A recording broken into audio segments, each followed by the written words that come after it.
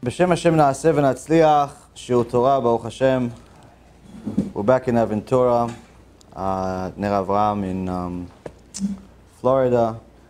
For all of the tzofim, all of the viewers online that live within an hour or two away driving, it's definitely worth it to come to the shiurim.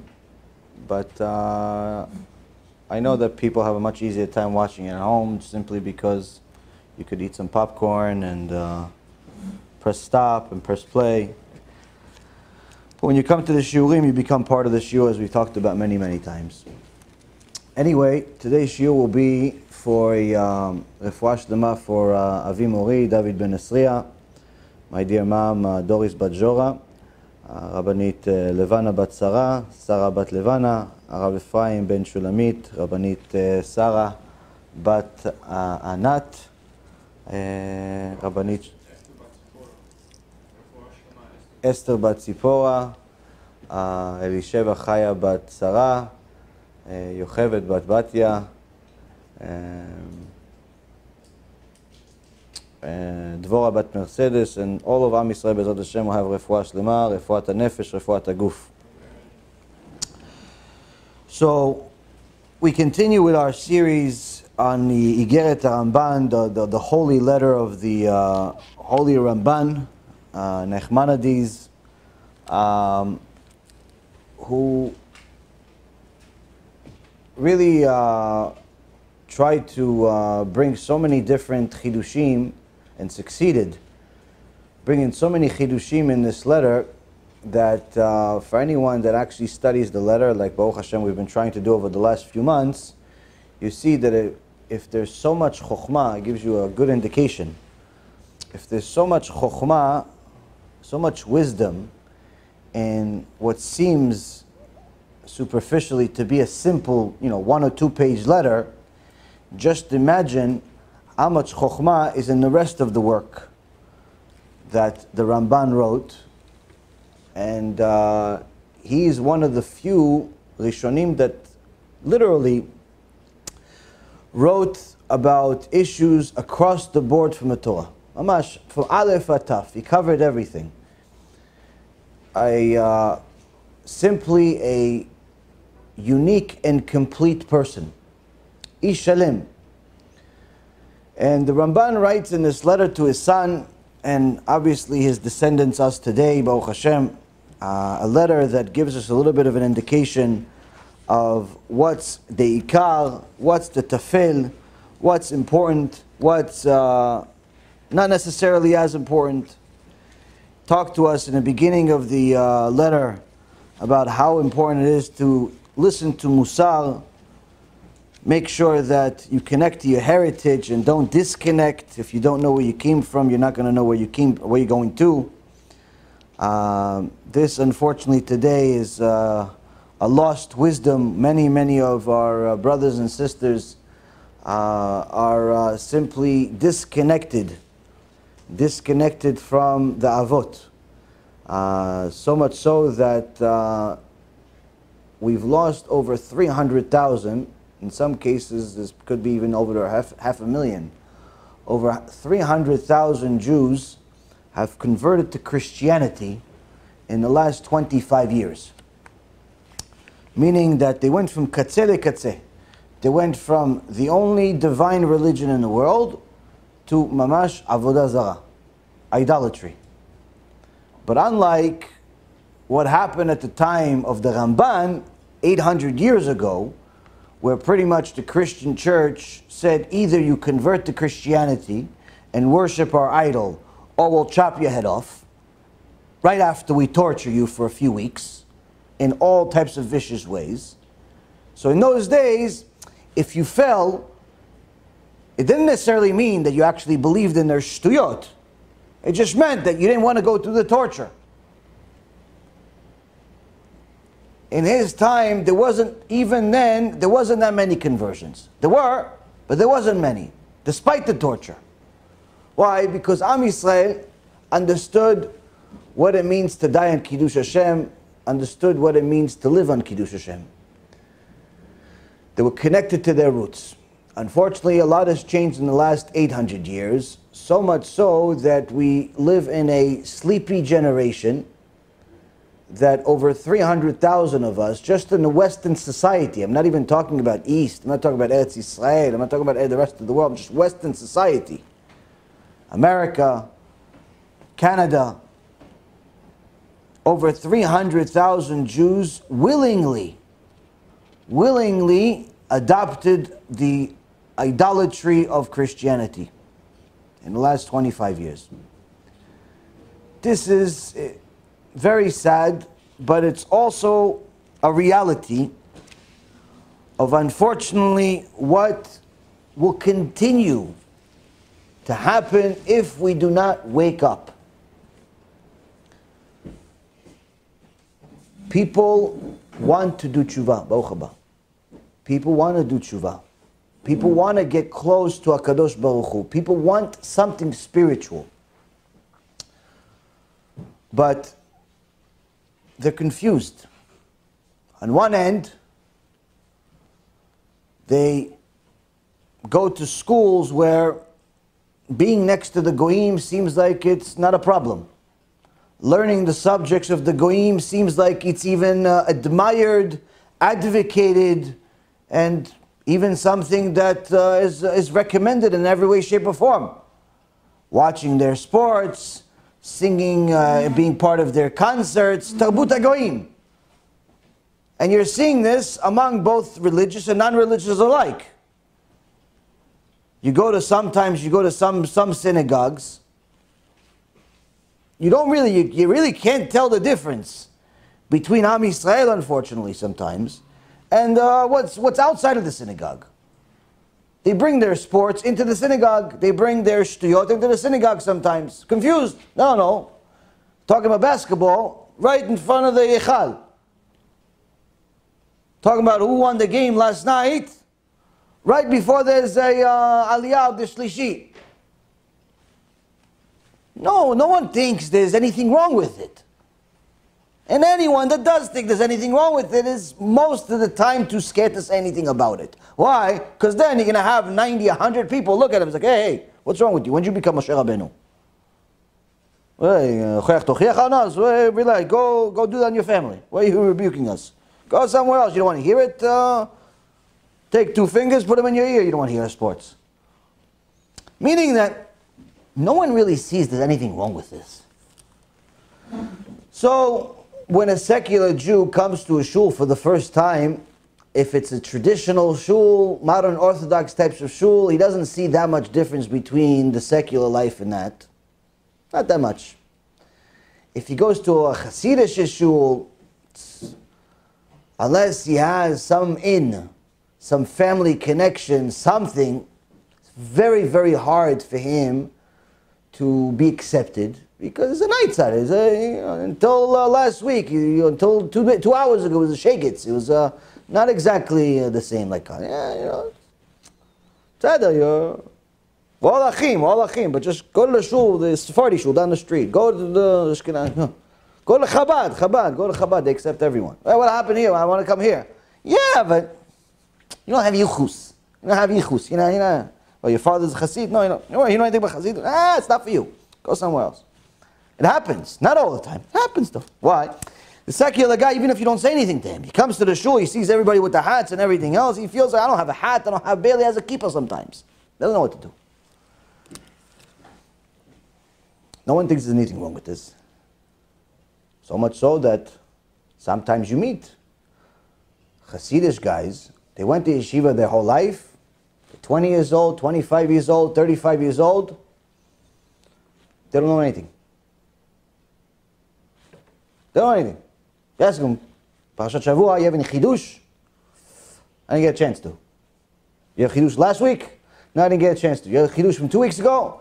Yeah, I have some here. He gives you like one of these leaflets they give you at the shul. He didn't read it yet. He gave it to you. He's like, hey, chavod, there. No, you have a chidush. You learned something. You haven't? No, I didn't get a chance to learn yet. When was the last time you learned? 3-4 days ago. What'd you learn? I heard some videos.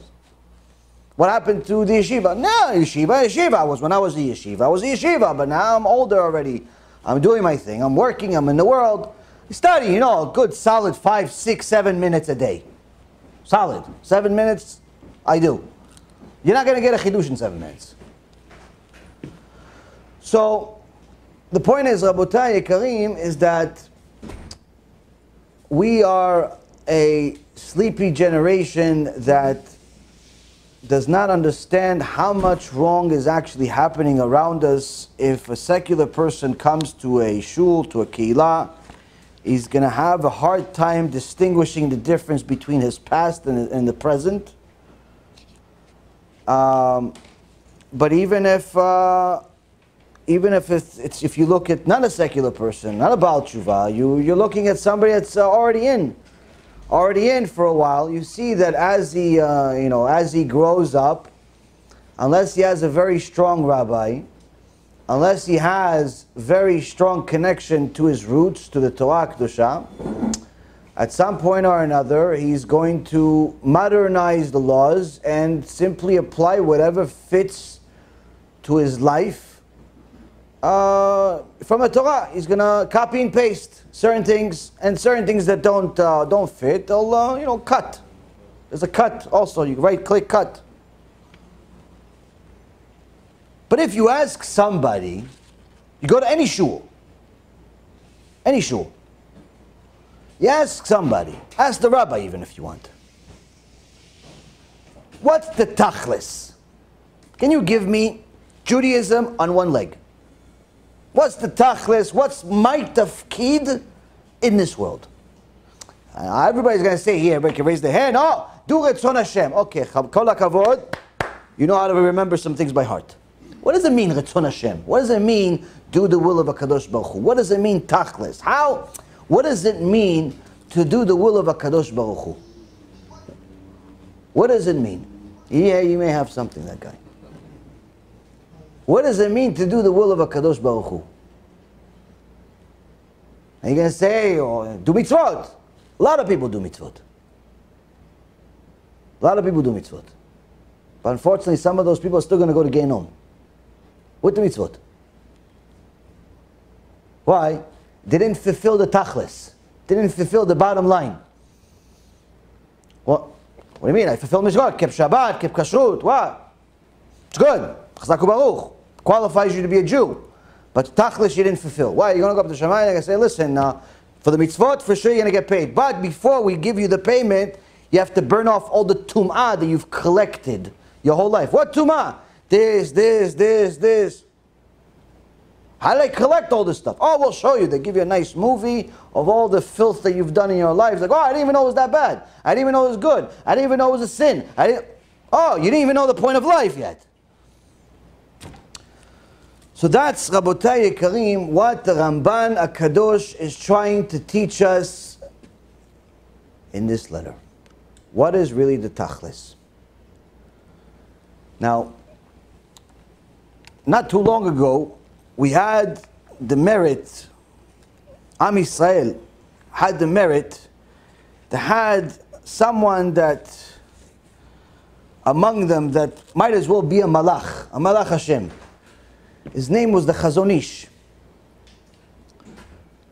The wisdom that the Chazon Ish had is something that anyone that reads any of his work, it doesn't take much energy to realize that the wisdom that we have at our best and the wisdom that he had at his worst might as well be different species.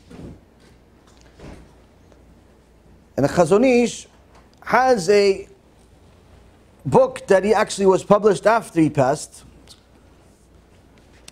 and it's called Emunah V'Bitachon. And he writes in the beginning, in the section of Emunah, the following.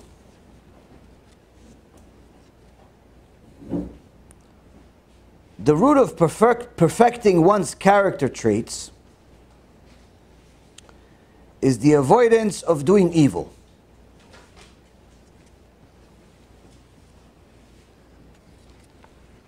It's easy for a person to do good deeds, but it's difficult for him to refrain from doing evil ones. Meaning, if you ask an average Jew, listen, somebody here needs some money for a room tonight. Think maybe you could get a few guys to come up, chip in, 10, 15 bucks each? Sure. You know what? You don't even need anybody. I got you. How much? You need 80 bucks? I got it. I got it. No problem. Average Jew, doesn't even matter if you believe he's a God or not. Doesn't matter if he keeps Shabbat. Average Jew, you ask him, I got somebody who doesn't have a house. He needs a place to stay. You got something? It's like, it already goes into the pocket. Listen, you have a sandwich. I didn't bring anything with me. You have a sandwich? You might give me a half? Half. Have the whole kapara alecha here. Have the whole thing. I'm not even hungry. He give you a whole sandwich. The whole sandwich he gives you. No problem. Listen, I need this. I need no problem. Ask an average Jew, hey, listen, you're Jewish? Yeah, you want to do tefillin? Yeah, sure, no problem. When's the last time you did tefillin? Oh, in 1972. Okay, I'll do tefillin now, though. You're here? I'll do now. No problem. You ask an average Jew to do something good, do a mitzvah, he'll say yes. No problem. But the tachlis that the Chazon Ish is telling us here is that doing good is not enough. Not doing bad is the difficult part. He says that there are people who are always willing to do the utmost for other people, whether it's an individual or public cause. Some people, you ask them, listen, there's a new fundraiser. It's a new fundraiser for this building that they're building for something that they have. I'm not really sure if it's real or not, but there's a fundraiser. You have a few friends you could share it with? Yeah, sure, give me the number, give me the link, give me this. Share, no problem, no questions asked. Listen, we need some people to volunteer, set up some chairs. Yeah, I'm there. What time you need me there? No problem. What's the event for? They don't even ask. You need me? I'm there. Average Jew, you ask him to do something good for public cause, for an individual. Average normal human being that's a Jew will say yes. They like it. They'll even tell you thank you for giving them the opportunity. But the Chazon Ish continues, and he says, but these very same people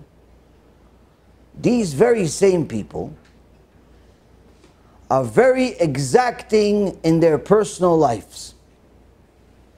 And when a person offends them, somebody goes to them, offends them, makes fun of them, doesn't pay them on time, looks at them the wrong way, with even a minor verbal expression, something, he just said something to him, but he used a certain word that you didn't really like so much. You didn't like that word. In your mind, at that moment, you're thinking about all the curse words you're going to say to this guy to make sure he never uses this word, not only with you, with nobody ever again. This person explodes uncontrollably, and their hands are quick to deal a severe and even fatal blow. Woe to those who offend them. And it's impossible to respect and praise such a public figure, since he has not worked to perfect his character traits. His public activities come naturally to him, he desires satisfaction from them, and usually he finds pleasure in the admiration that he receives from his acquaintances. Indeed, he benefits society. He's to be praised and exalted, and should be given anything valuable. But such a person is considered truly praiseworthy only for having made his intellect rule. The reward for the wise person is given to him for having worked on controlling his natural tendencies by way of his intellect. Meaning that, yes, he did good, but if he didn't perfect his character traits, it's worthless. Who's worth something? Someone that, in essence, not only is able to do good things, but all with the public, with the strangers, but also perfect their character traits and use his mind, use his brain at all times, not just when he picks and chooses. Now, the Ramban writes after telling us to run away from anger, after telling us to treat anger as if it's a mamash pikuach nefesh, this week he tells us, "Ve'kiasher titnaeg b'midat ha'anava, להתבושש מכל אדם ולהתפחד ממנו." He says when your actions, like how do you know if you have this lack of anger and this humility that he's already talking about a few times? How do you know? When your actions display genuine humility, when you stand meekly before man and fearful before God. Tells us there's an indication, there's a sign. Who is humble and who's not. Based on how you behave. Now, last night we released a new movie, a new film, new Torah film by Rabbi Ephraim. It's a fantastic movie. It's in Hebrew, but it has English subtitles. And the whole movie is based on a pasuk in the Torah, in the book of Jeremiah, where HaKadosh Baruch Hu tells the prophet Jeremiah, "Ve'oti azvu ve'otorati lo shamaru." They left me, and my Torah they did not observe. So he says the Chachamim are confused at this verse at first, saying, wait a minute, hold on a second. If they left God, Hashem is saying here to Jeremiah, they not only left me, but they violated my Torah also. Chachamim say, wait a minute, doesn't that mean the same thing? Why is he repeating the same thing? Obviously, if they left God, they're not following the Torah. Is there such a thing of a person that leaves God but keeps Torah? So the Midrash there says, the real message is that Kadosh Baruch Hu is telling us, Alvai they leave me, but they keep my Torah. I wish, if only, they left me, but they kept my Torah only. Why is Hashem saying, wait, I wish they left me, but at least keep my Torah? Logically, we all think, wait a minute, it should be the opposite. Okay, you didn't do mitzvah, but at least you believe in God. You have emunah. You have emunah, no? You have emunah, it's good. HaKadosh Baruch Hu says, no, it's not good. Leave me, don't believe in me. Don't have emunah in me. Just do mitzvot. So much so, that's what I pray for. Alvai I say, he says. Why? The Midrash says, HaKadosh Baruch Hu is telling us, I wish they left me but kept my Torah, because if they leave me but keep my Torah, the Torah is going to show them the way back to me. The Torah is going to show them back to me. If they're fulfilling mitzvot, even though they don't believe in me, even though they're not really sure, right, left, this, up, down, they're not really sure about anything. But they continue to do mitzvot, they continue learning Torah, they continue keeping kosher, they continue tarat mishpacha, they continue doing all the stuff, eventually they'll come back to me. Even if you do a mitzvah against shiur, you don't feel like coming to a shiur, you're tired. But you go to the shiur anyway. Good, it's mitzvah. Yeah, but I don't really feel like coming to the shiur. I want to go to sleep instead. I want to go play sports. I want to do this, I want to do that. It's still a mitzvah, 100% going to the shiur. Why? It says because if you continue going to the shiur, even though it's against, you don't want to. Somebody forced you to come. You come to the shiur, eventually you're going to like it. Eventually you're going to love it. Eventually you're going to fall in love with the shiur, eventually you're going to fall in love with the Torah, and you're going to fall in love with the Kadosh Baruch Hu again. Because fulfilling the mitzvot and following the Torah is the only way to get back to HaKadosh Baruch Hu. Now what if you say, wait a minute, but isn't it just easy to just stay with HaKadosh Baruch Hu without the mitzvot? Well, HaKadosh Baruch Hu says, no. Why? Because a person can live what's called an illusion. In this week's parasha, in chapter 13, it says, talks about a false prophet that's going to exist at the end of days. And he says, Lo tishma et divrei hanavi hahu or cholem chalom. Don't follow the words of this prophet or the dreamer of dreams. This is really a prophecy about the two false prophets, Yeshua Yimach Shemo v'Zichro, and also Muhammad, but also anybody else that's a Navi Sheker, including ourselves. Including us being false prophets to ourselves. How can you be a false prophet to yourself? You can live a fantasy life by living in a dream, in an illusion, thinking that you have full emunah in HaKadosh Baruch Hu, thinking that you fulfilled your role, you're already doing everything, you're perfectly fine. You die right now. When Mashiach shows up, you're good. You're fixed. You're finished. You're doing it. Mashiach comes, you give him a high five. Hey, Mashiach, what's up, buddy? I've been ready for you. I'm ready. Let's go to work. What do we do now? You're all right. You think Mashiach comes, you are fixed.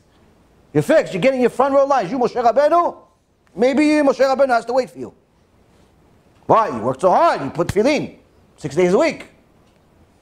Sometimes 7 because you forgot Shabbat. But who knows? Hey, 7, machmir. You went to the shiur and you didn't fall asleep for at least the first 20 minutes. You didn't play with your phone for the first 20 minutes. 20 minutes, you learned Torah, Tani Dibu. You didn't say nothing. Because there's nobody else to talk to. You just place empty. But anyway, you didn't say anything. You're thinking, I'm finished. Finished, I'm ready. Ben Adam cholem chalom. A person lives in a fantasy. A person lives in illusion. Thinking that because they go to shul, because they lay tefillin, because they learn a little bit, even if the guy is an avrech and a kolel, learning 10 hours a day, if he thinks that he's finished, if he thinks he's fulfilling the role, he's complete, he's finished, he's living a dream. He's a false prophet for himself. Why? Because, Rabotai Yekarim, the Ramban tells us, and the Chazon Ish, 800 years later, repeats that it's not just about fulfilling the mitzvot. It's not just about keeping kashrut, laying tefillin, learning Torah. It's about perfecting your character traits in order to get to a point where you are able to emulate HaKadosh Baruch Hu. You're perfecting your character traits by emulating HaKadosh Baruch Hu and acquiring two of the most valuable character traits, that the Ramban calls anava vebusha. Now, most people, you ask them, what's anava? One guy tell you, hey, isn't that a rabbi? Yeah, there is a rabbi in Anava, but that doesn't mean it's anava. What's anava? Oh, humility. Okay, what's humility? Show me humility. Humility, humility. You don't talk about the stuff you did, at least not in public. You make a YouTube video about it. What's anava? Most people can't give you a real definition of anava. Why? Because to us, anava is being a fool. Letting people step on you. Letting people step on you, letting people get their way with you. Why should you be humble? That's for Moshe Rabbeinu to be humble. He's the most humble of all men. Everybody knows, even the Goyim know. Moshe Rabbeinu, humblest of all men. You? I try. I try. I don't want to talk about it. I try. I'm being humble here. I try to be. What about busha? What's that busha? Busha, embarrassment. Yeah, don't be embarrassed. Hashem doesn't want you to get embarrassed. Doesn't want people to embarrass you. Now, humility has 3 stages. Thought, speech, and action. Meaning that in order to actually have humility, you not only have to think in a humble way, speak in a humble way, but also act in a humble way. Now, some people are just self-conscious and don't have any confidence in themselves, so they mistake that lack of confidence for humility. You ask the guy, what does he want to do in the future? He's like, what could I possibly do? That's not because he's humble. That's just because he's lazy. People are constantly looking for an easier day, an easier life. Oh, you're going? Yeah, you want to give me a ride? Why? But you live 2 minutes from there. Can't walk? Yeah, you know, I can walk, but it's going to take me 10 minutes to walk. Why don't you just pick me up on the way? Chas v'shalom, he walks 10 minutes and loses a pound a week or something. People are constantly looking for less work. Less work. Yes, guy, you get me coffee? Oh yeah, sure. Yeah, he brings you coffee. I remember this when I had a company. So I asked somebody to give me a coffee. Tell him, listen, just make sure there's 2 sugars, a little bit of milk. Okay. He comes, I get the coffee. There's 2, 3, 4 packages of sugar and a little thing of milk in there, and a little stir. Like, here you go. You bring your boss that coffee, most likely you're first in line to get fired. Why? That's not what he asked for. If I wanted to put my own sugar, I go get the coffee. If I wanted to put my own sugar, I go get the coffee. I didn't ask you to give me sugar and some coffee and some milk. I asked for coffee with 2 sugars and milk. No, but come on, why? I'm going to rip the packages and put the sugars and this. That requires work. Chas v'shalom, work. People, Rabotai, are constantly looking for a shortcut to do less work. Less. And they mistake their laziness and thinking that that's actually a humility. Simply they're lazy. Don't look for less work. If you want to succeed in life, look to be productive. Don't even ask if something is difficult or it's easy. Just do what you have to do. Successful people don't ask, how long is it going to take to finish? They don't ask, was it hard or is it easy? Is it big or is it small? They ask, when do you need it done by? That's what successful people ask. Successful people don't tell you, listen, on Tuesday, I can't come in on Tuesday, Wednesday, and maybe even Thursday. Successful people don't do that. Now, they also have to take off 2, 3 days a week sometimes. They got a trip, they got a family affair, doctor appointment, chas v'shalom, something. So what do successful people do? What's the difference between someone successful and the average loser in the world? What's the difference? Everybody has to take off a day here and there, a week here and there. Stuff happens. So what's the successful person, successful-minded? I don't mean successful because there's a big bank account. What's the difference?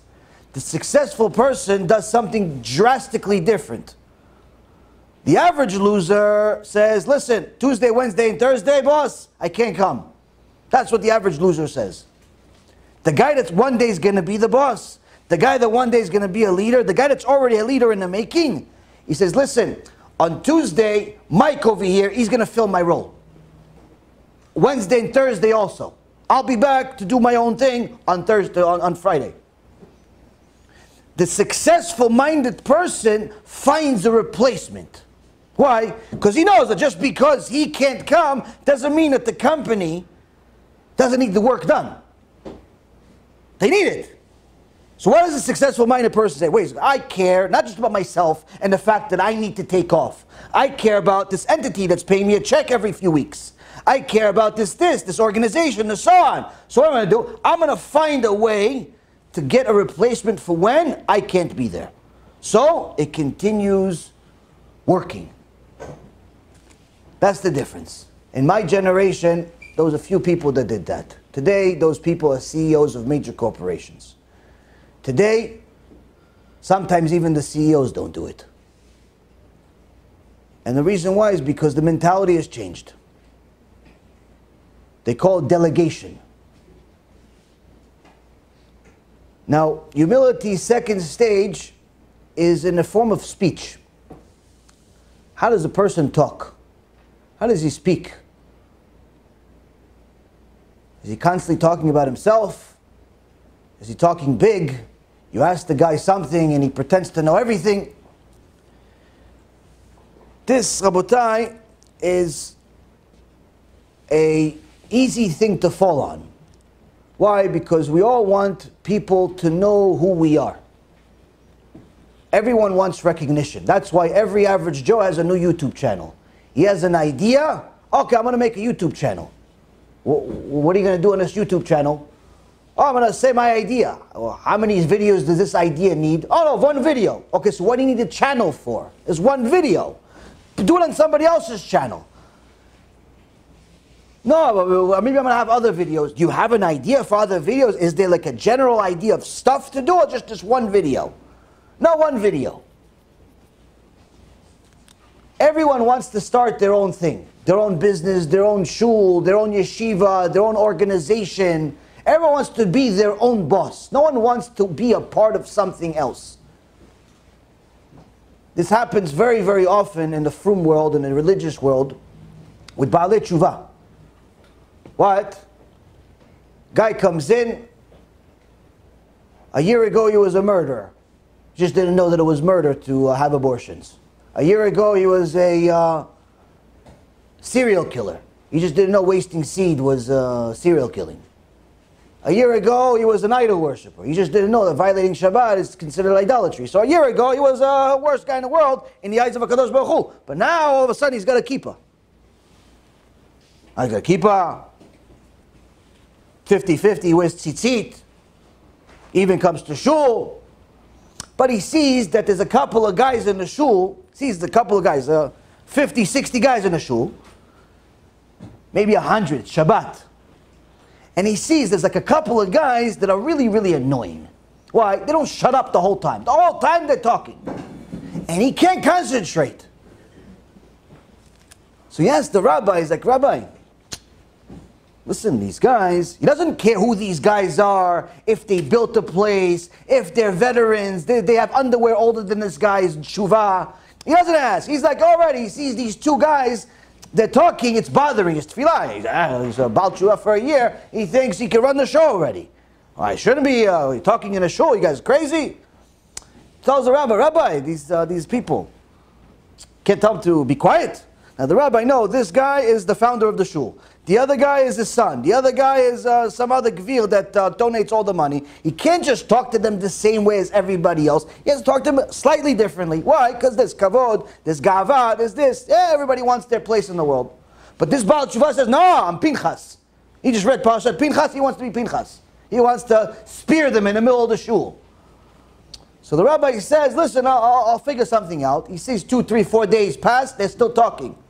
If he's got a few shekels in his pocket, okay guys, listen, I know we just finished the prayer. I'm going to open up my own place because I want to have a place that's really holy. I want to have a Kodesh Kodeshim. I'm going to have a place like Torah. What is it, Torah in here? Or we just borrowed one shekel? Oh yeah, whatever you guys have here, I'm going to open up my own place. The guy just did tshuva a year ago, but he wants to open up his own place. Why? Because he's not happy with how the shul is working. He wants recognition. Everybody wants to start their own thing. They don't want to be part of something that exists. They don't want to help contribute to something that already exists, something that's already good. They don't want to make something else better. They want to do their own thing. This, Rabotai, comes from arrogance. It has nothing to do with humility. It's the opposite. It has nothing to do with kedusha. It's not even a mitzvah. This is the reason why we have many, many shuls and very few minyanim. Lots of buildings, but very, very few people to fill them. And the reason for that is because of how people view themselves, but needless to say also how they view everybody else. Where the average person wants to tell you his opinion even if you didn't ask him.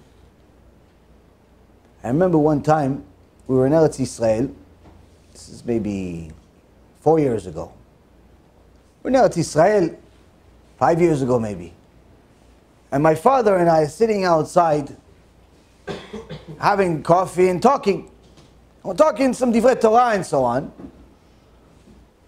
And it's me, my father, and I think maybe 1 or 2 other people, family members, I don't remember who it was. But it was me and my father were having like an interesting conversation. all of a sudden some guy, it's not only he's not part of the conversation, he's not even in the place. He just walks by us. He just walks, some passerby in the street. Just passerby in the street, and he's getting close and he hears our conversation. He just decides to jump into the conversation. Nah, come on, what are you talking about?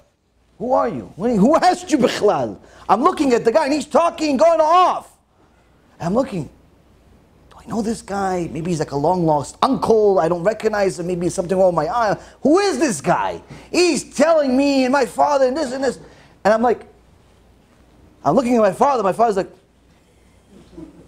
I said, who are you? Because, well, no, I was just here. I want to... Who asked you for your opinion? Who asked you for your opinion? Who wants to talk to you, bichlal?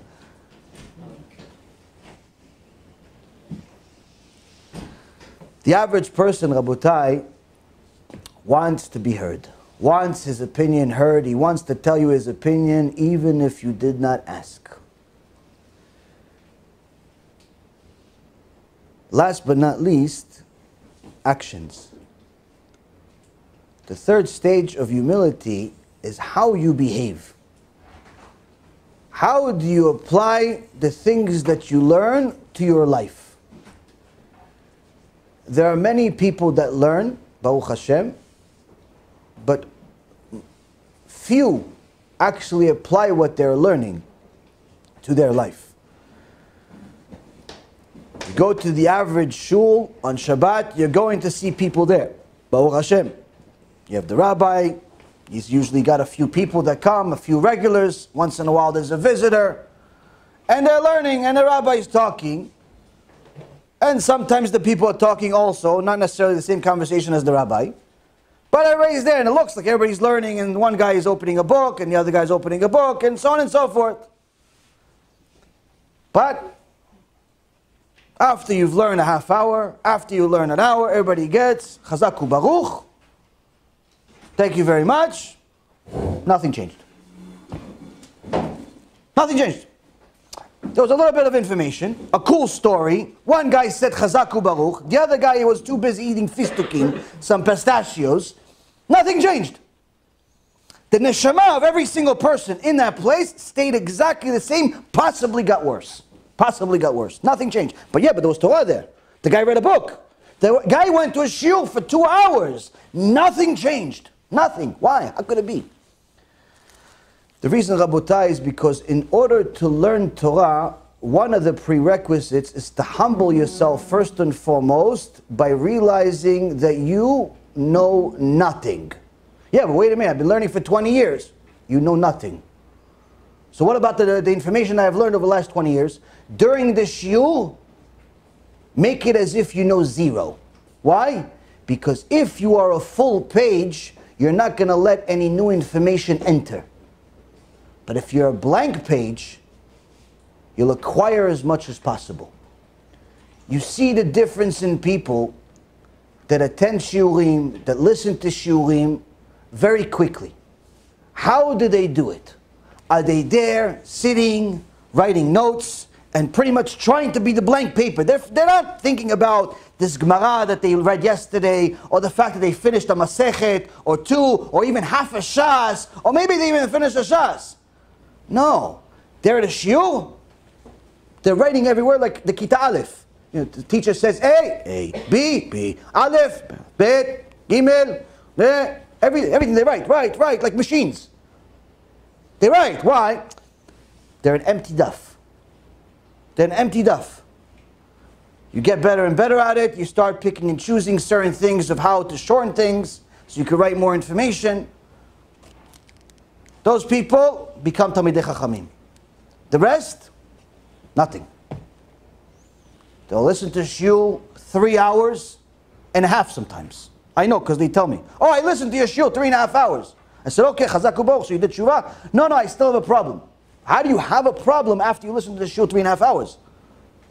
The shiur gave you a solution? Yeah, so what's the problem? So listen again. The point of the shiur is that you're supposed to go from point A. You have a problem, you've identified it. At the end of the shiur, there's no more problem. Why? Because you have a solution in the shiur, that's the point. So what happened? What's the missing link? How come you have a problem and at the end you have a problem? Because you never took it into consideration that you're supposed to apply this solution to your life. Why? Because he was busy. What was busy? Phone. Hold on, let me see who's texting. Let me see this. Check. This. He looks around. Wow, it's a nice wall. You think maybe there should be yellow there? And he looks at what is he wearing? That's a nice shirt. What is that? Carcanai? What is that? DKNY? Kind of, what is that? What? Versace? What is it? What kind of white? What? And he looks at the shoes. Goes, I stepped on something. What is this? The whole time he's fidgeting like he's got ants in his pants. The whole time he looks at the. He looks straight and he doesn't know what he's looking at. He's in the car, he's listening. 2 hours he's in the car. He's listening to shiur, he's nothing. It goes here, it enters there. Sometimes it doesn't even enter. 2 years he's listening to shiur, nothing has changed. Why? Was he stupid? No, he's not stupid. He's probably smarter than everybody. But why? He never thought for a moment that it's not just about identifying the problem, but also applying the solution once you found it to your life. That requires humility. That requires humility. And in order to learn Torah, in order to inherit Torah, in order to be gifted Torah, you have to act as if you are a blank piece of paper. If you act as if you know everything, you will never be anything. Now, what ends up happening is that you see the difference. If you read the Sipurei Tzadikim or you hear the Sipurei Tzadikim, you see that there's a very big difference between the Tzadikim and the rest of the population. They act differently. I'll give you an example. Once there was a guy came to Rav Kanievsky, Sheikhye. Now everyone calls Rav Kanievsky Sar Torah, meaning this is the leader of Torah in our generation. One of the Gedolei Ador, his father, the Steipler Gaon, had Ruach HaKodesh. Somebody that all day, all night he learns Torah, that's all he wants, that's all he cares about. Mamash, he just learns Torah. The only thing that he allows to disturb him is if there's a Jew that's in trouble that needs a blessing from him. And even that, he shortens. He used to say, Bracha v'atzlacha, now he says, Bua. What, Bua, what is Bua? When he first said Bua, what's Bua? It says Bua is the acronym for Bracha v'atzlacha, meaning to shorten, to save a half a second from saying Bracha v'atzlacha, meaning blessing and success, to shorten it, he's saying BH. Why? Because he's going to save a half a second. Now you're thinking, wait, this guy is fanatic. That's because you don't value half a second. But what does he do with a half a second? He can read a Shura in the Gemara. He can read a lot of things. He can do a lot of things. That's why he finishes the Talmud Bavli, the Yerushalmi, Shulchan Aruch, the Zohar, the Midrashim, the entire Tanakh, and many, many other things that I can't even remember every single year for almost 80 years now. Every single year. Every year he has a big gathering, a big thing. People come in this humble home to get a bracha. Why? Because he just completed libraries of information. Things that your whole life, if you finished one of them, you already considered something. Every year, clockwork. But one time, somebody came to Rav Kanievsky and asked him, Kvod Rav, have you heard that such and such is this? Rav Kanievsky says, yeah, I think some people say something like that, I'm not sure. Oh, no? Okay. And the guy left. Now, after the guy left, you go, wait a minute. Didn't Rav Kanievsky himself write almost an entire book about what I just asked him? He says, you know what? Let me check. He goes to his house, goes to his own house. He has all of Rav Kanievsky's books. Goes to his house and he takes the most recent book. Takes the book, he sees there's entire chapters about what he just asked him. Entire chapters, not like a book he wrote 40 years ago. Book, recent book. Writes his entire chapters about it, explaining his question, with the answers, with all the possibilities. Now, if you're going to say maybe he forgot, you didn't get the story yet. So the next day, he comes to ask one of the son of Rav Kanievsky. He says, I asked your father yesterday this question, and he said I don't know. Maybe some people talk about it. He wrote a whole book about it. So the son starts laughing. He goes, what do you think?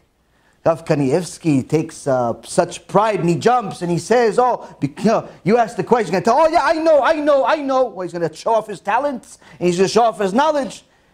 Oh, you don't realize that he wrote about it? Okay, good morning. Good morning. Wait, just because you ask the question, say, I know. People jump, I know. Or better yet, what happens today sometimes? Guys fired up, he just learned something new.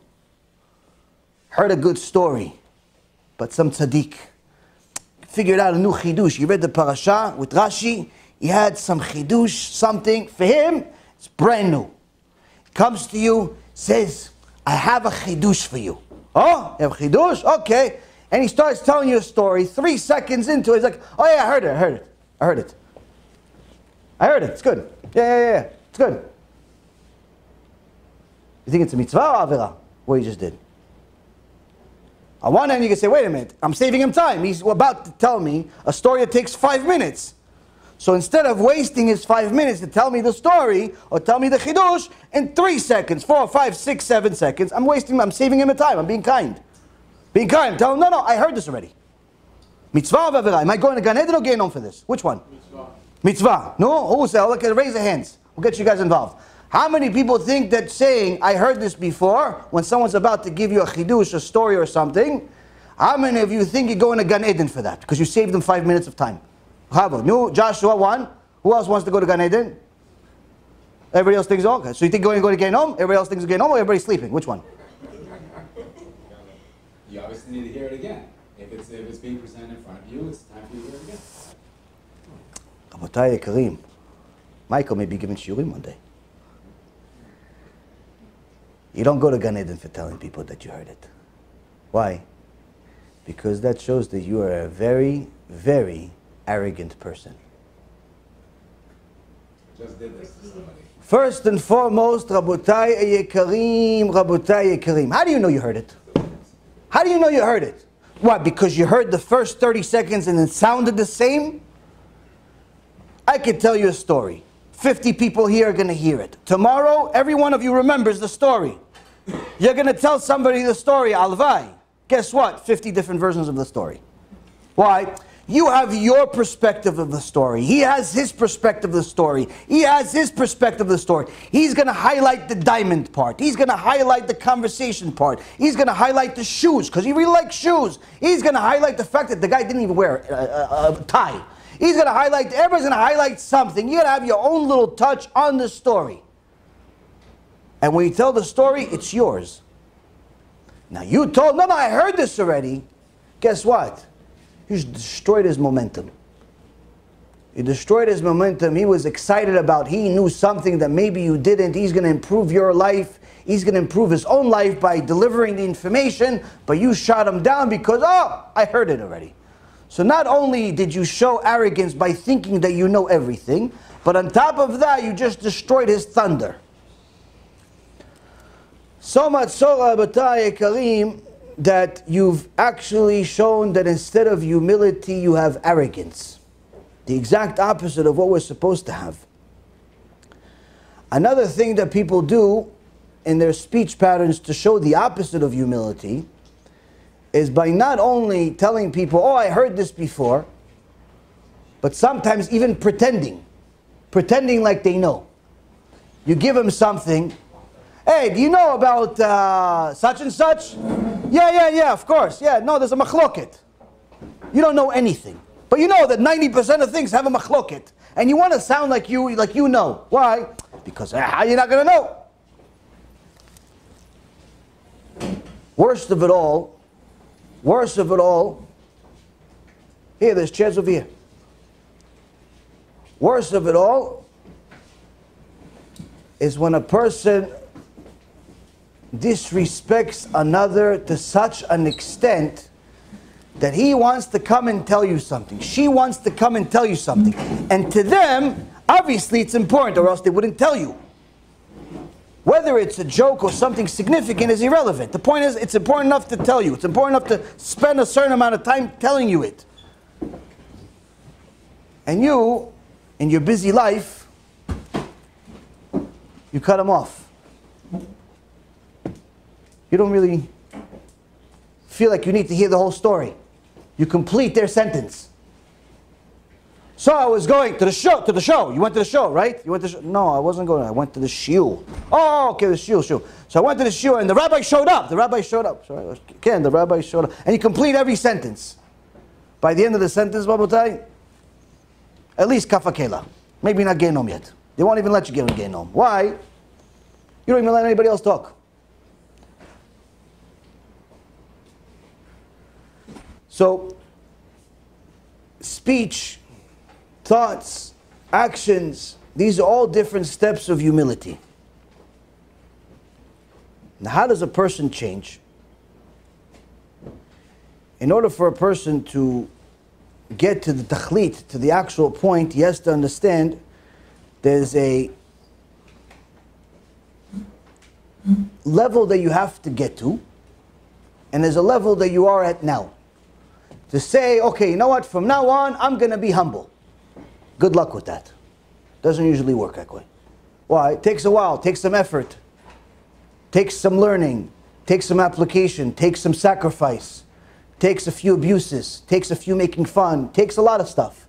You can't just be. So what do? Rule of thumb. The rule of thumb is, Rabotai, is you first start acting the way you're supposed to act. Meaning, you're not really humble. You're not really humble. In reality, you think of yourself like you are better than everybody else. But you know it's not good to think that you're better than everybody else. So pretend. But not pretend for the sake of making people give you a high five that you're humble. But pretend because you know that this is what you're supposed to do. So, next time somebody talks to you, and you know the story for sure. Why? Because you were actually at the lecture, he just didn't see you. Sit there and entertain them by listening to the story as if it's the first time you've ever heard it. He's talking, wow, Kanievsky, Rav Kanievsky, wow, Rav Stipler, wow, how do you remember the names? You are Chadash, wow, amazing. Stipler, yes, hey, he finished the whole shot, wow, wow, what a story. What a story, amazing. You don't have to put such theatrics like I do, that's just for show, but the point is, Rabotai, you have to act as if it's the first time you heard it. Why?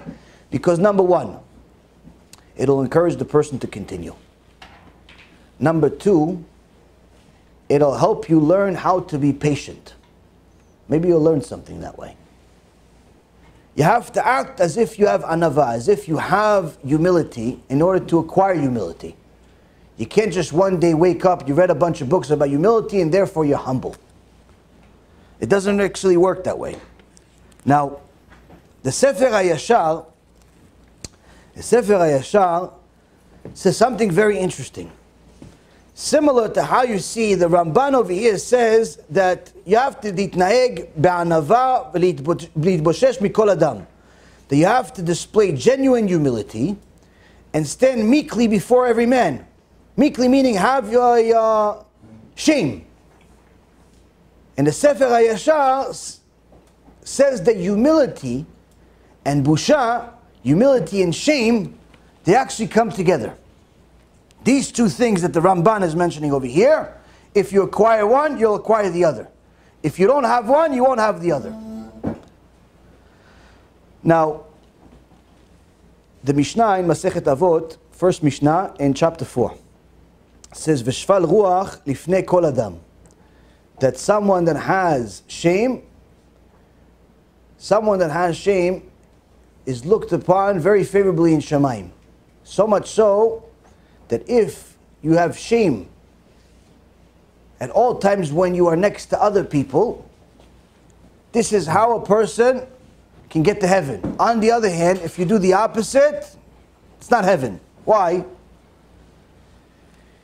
Because there are three major things that will certify the person has lineage that connects all the way to Avraham Avinu.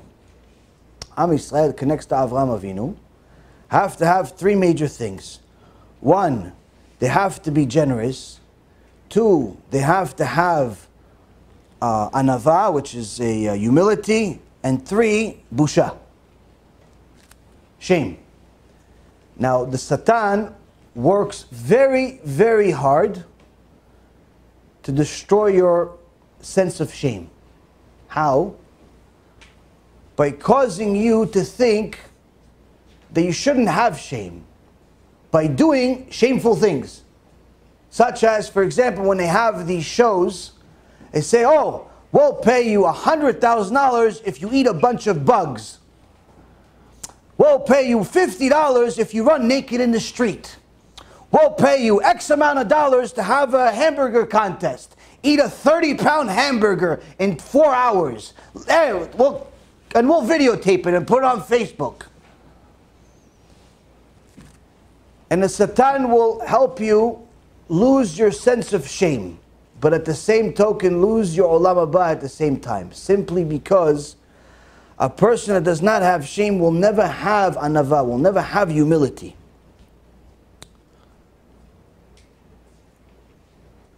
And the Satan wants to cause people to do very dumb things, to embarrass themselves on purpose, in order to get to a point where they're numb to shame. So when something really does happen that is shameful, don't feel anything wrong with it. What's an example? In the old days, the way that you knew if someone was a prostitute is if they lifted their skirt and showed a piece of their leg. Because everybody wore clothes that covered themselves. But if she was a prostitute and she wanted something, the way she would signal to you is that she would lift a piece of her skirt to show you a piece of skin. Why? She does that? Oh, that's it. Meaning that even the prostitutes had a sense of shame. They wouldn't walk around naked. The Gemara in Masechet Sotah says that there's a woman called a wayward woman. A wayward woman is a woman that's suspected of cheating on her husband. She's a married woman, a Jewish woman, that was warned by her husband not to go in a closed room with a man that's not her husband. She was warned, and she did not follow the warning, and there are two witnesses that saw her in a room with another person. They didn't see what she did, but they know they saw them come out of a room. Now there's enough evidence to question that what happened inside. No one knows what happened inside, but she's considered a wayward woman. She has to go to the Bet HaMikdash. She has to go to the Bet HaMikdash. She has to drink the holy water that the Kohen Gadol, after a whole process of intimidation and trying to get her to admit if she committed a sin or not, and so on and so forth, she drinks this water that has Hashem's name in it. If she's guilty and she really did cheat on her husband with this strange man, she blows up and dies. But if she didn't cheat, she gets a blessing. Why? Because of all the torture that she went through, and intimidation and so on. But the last step of intimidation, after they walk her back and forth in the Bet HaMikdash, questioning her over and over again, making her tired, intimidating, all types of things, not physically harming her, Chas v'Shalom, but it's not exactly a pleasing process. It's very, very embarrassing. At some point, the Gemara says that initially the Torah says that they actually even rip her shirt and show her chest to intimidate her and say, listen, admit if you cheated on your husband. And then the last step, if she still doesn't admit, because they don't want her to drink the water, because if she drinks the water and she's lying the whole time, she'll blow up and die. They don't want her to die. If she cheated, but she admits, okay, you cheated, okay, there's a divorce, you go here, your husband goes here, and you're not even allowed to be with the guy that you cheated. But we don't want to kill anybody. So, but at least admit. But if she continues to lie and she drinks the water, she dies. So now, the last step, Rabotai, after they ripped the shirt, after they walked her back and forth in the Bet HaMikdash, they asked her 500 questions. Everybody's watching. It's really, really embarrassing. The last step. What's the last step? They take off her kisui rosh. She has a mitpachat that's covering her hair, and they take it off. And then they move her hair around. Why? To show her hair is considered as if you're showing her nakedness. Meaning that according to the Torah, according to HaKadosh Baruch Hu, showing hair, a woman showing hair, a married woman showing her hair is even worse than a woman showing her chest. To that extent. But the Gemara says that Rabbi Yehuda saw that the generation is becoming a bunch of degenerates, and they cut out the part with the ripping the shirt. But they skipped that part and went directly to showing the hair. Point being, Rabotai, that even a woman that actually cheated on a husband, not one that didn't cheat, it's one that actually cheated. One that actually cheated, but didn't want to admit it, still never, ever showed her hair in public. The only one that saw her hair is her husband. Needless to say, she covered her body. Why? Because even the woman that made a mistake and cheated on her husband, even the woman that makes a lot of really, really bad decisions and became a prostitute, Hashem Yirachem, even they had a certain sense of shame that we do not have anymore today. Because today, I don't need to tell you, you live here in Florida, you live here in the world, you walk in the street, and you see a whole lot more than what I just described, for free. Married woman walking around with their hair, not hair, you don't know if it's a wig or it's not a wig, it looks the same anyway. Sometimes they don't even cover, they go to shul thinking that she's a tzadikah. Body parts showing as if her and the cow shop in the same store. Same outfits, black and white, black and white. What? What's the problem? People showing their body and not ever having a sense of shame at all, as if there is nothing wrong with showing our nakedness. Guys walking around with no shirts on. Why? He thinks he's ma'olam. He thinks he's a bodybuilder because he's been working out for 6 months. He's been working out for 6 months and he happens to be skinny, so he looks like he has a six-pack. He doesn't realize it's not a six-pack. It's just that he's skinny. He needs to eat a little bit more. Point is, he wants to walk around. Why? He went running. He went to play basketball. So he wants to run around with no shirt on. He wants everybody else to see his little flat chest. He wants everybody to see the 3 hairs that he has on his chest. He wants everybody to see it. Why? Because he's running and he's hot. So he wants to run with no shirt on. He has no shame about that. Why? Because his girlfriend is also running with no shirt on. It's funny, but it's not funny. It's true. It happens every day. You go outside, they're both with no shirt on. Well, she happens to have something that's an excuse for a shirt, but in reality, they both have no shirt on. That's the world we have today. Why? Because we've lost our sense of shame.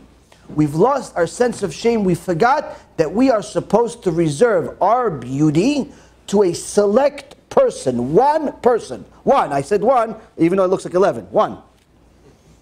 One person. Your beauty, whether man or female, one person's allowed to see it. One. That's it. We forgot. We want to show everybody. He worked out, he wants to show everybody. She works out, she wants to show everybody. They don't work out, they want to show everybody. So much so, Rabotai, that sometimes you see the most bizarre things in the world, especially among Goyim, where you see women and men that you're not really sure how much they eat in a day to maintain this weight, but you see them and they're very, very big. God bless them. Kadosh Baruch Hu definitely blessed them. It looks like they ate a few people.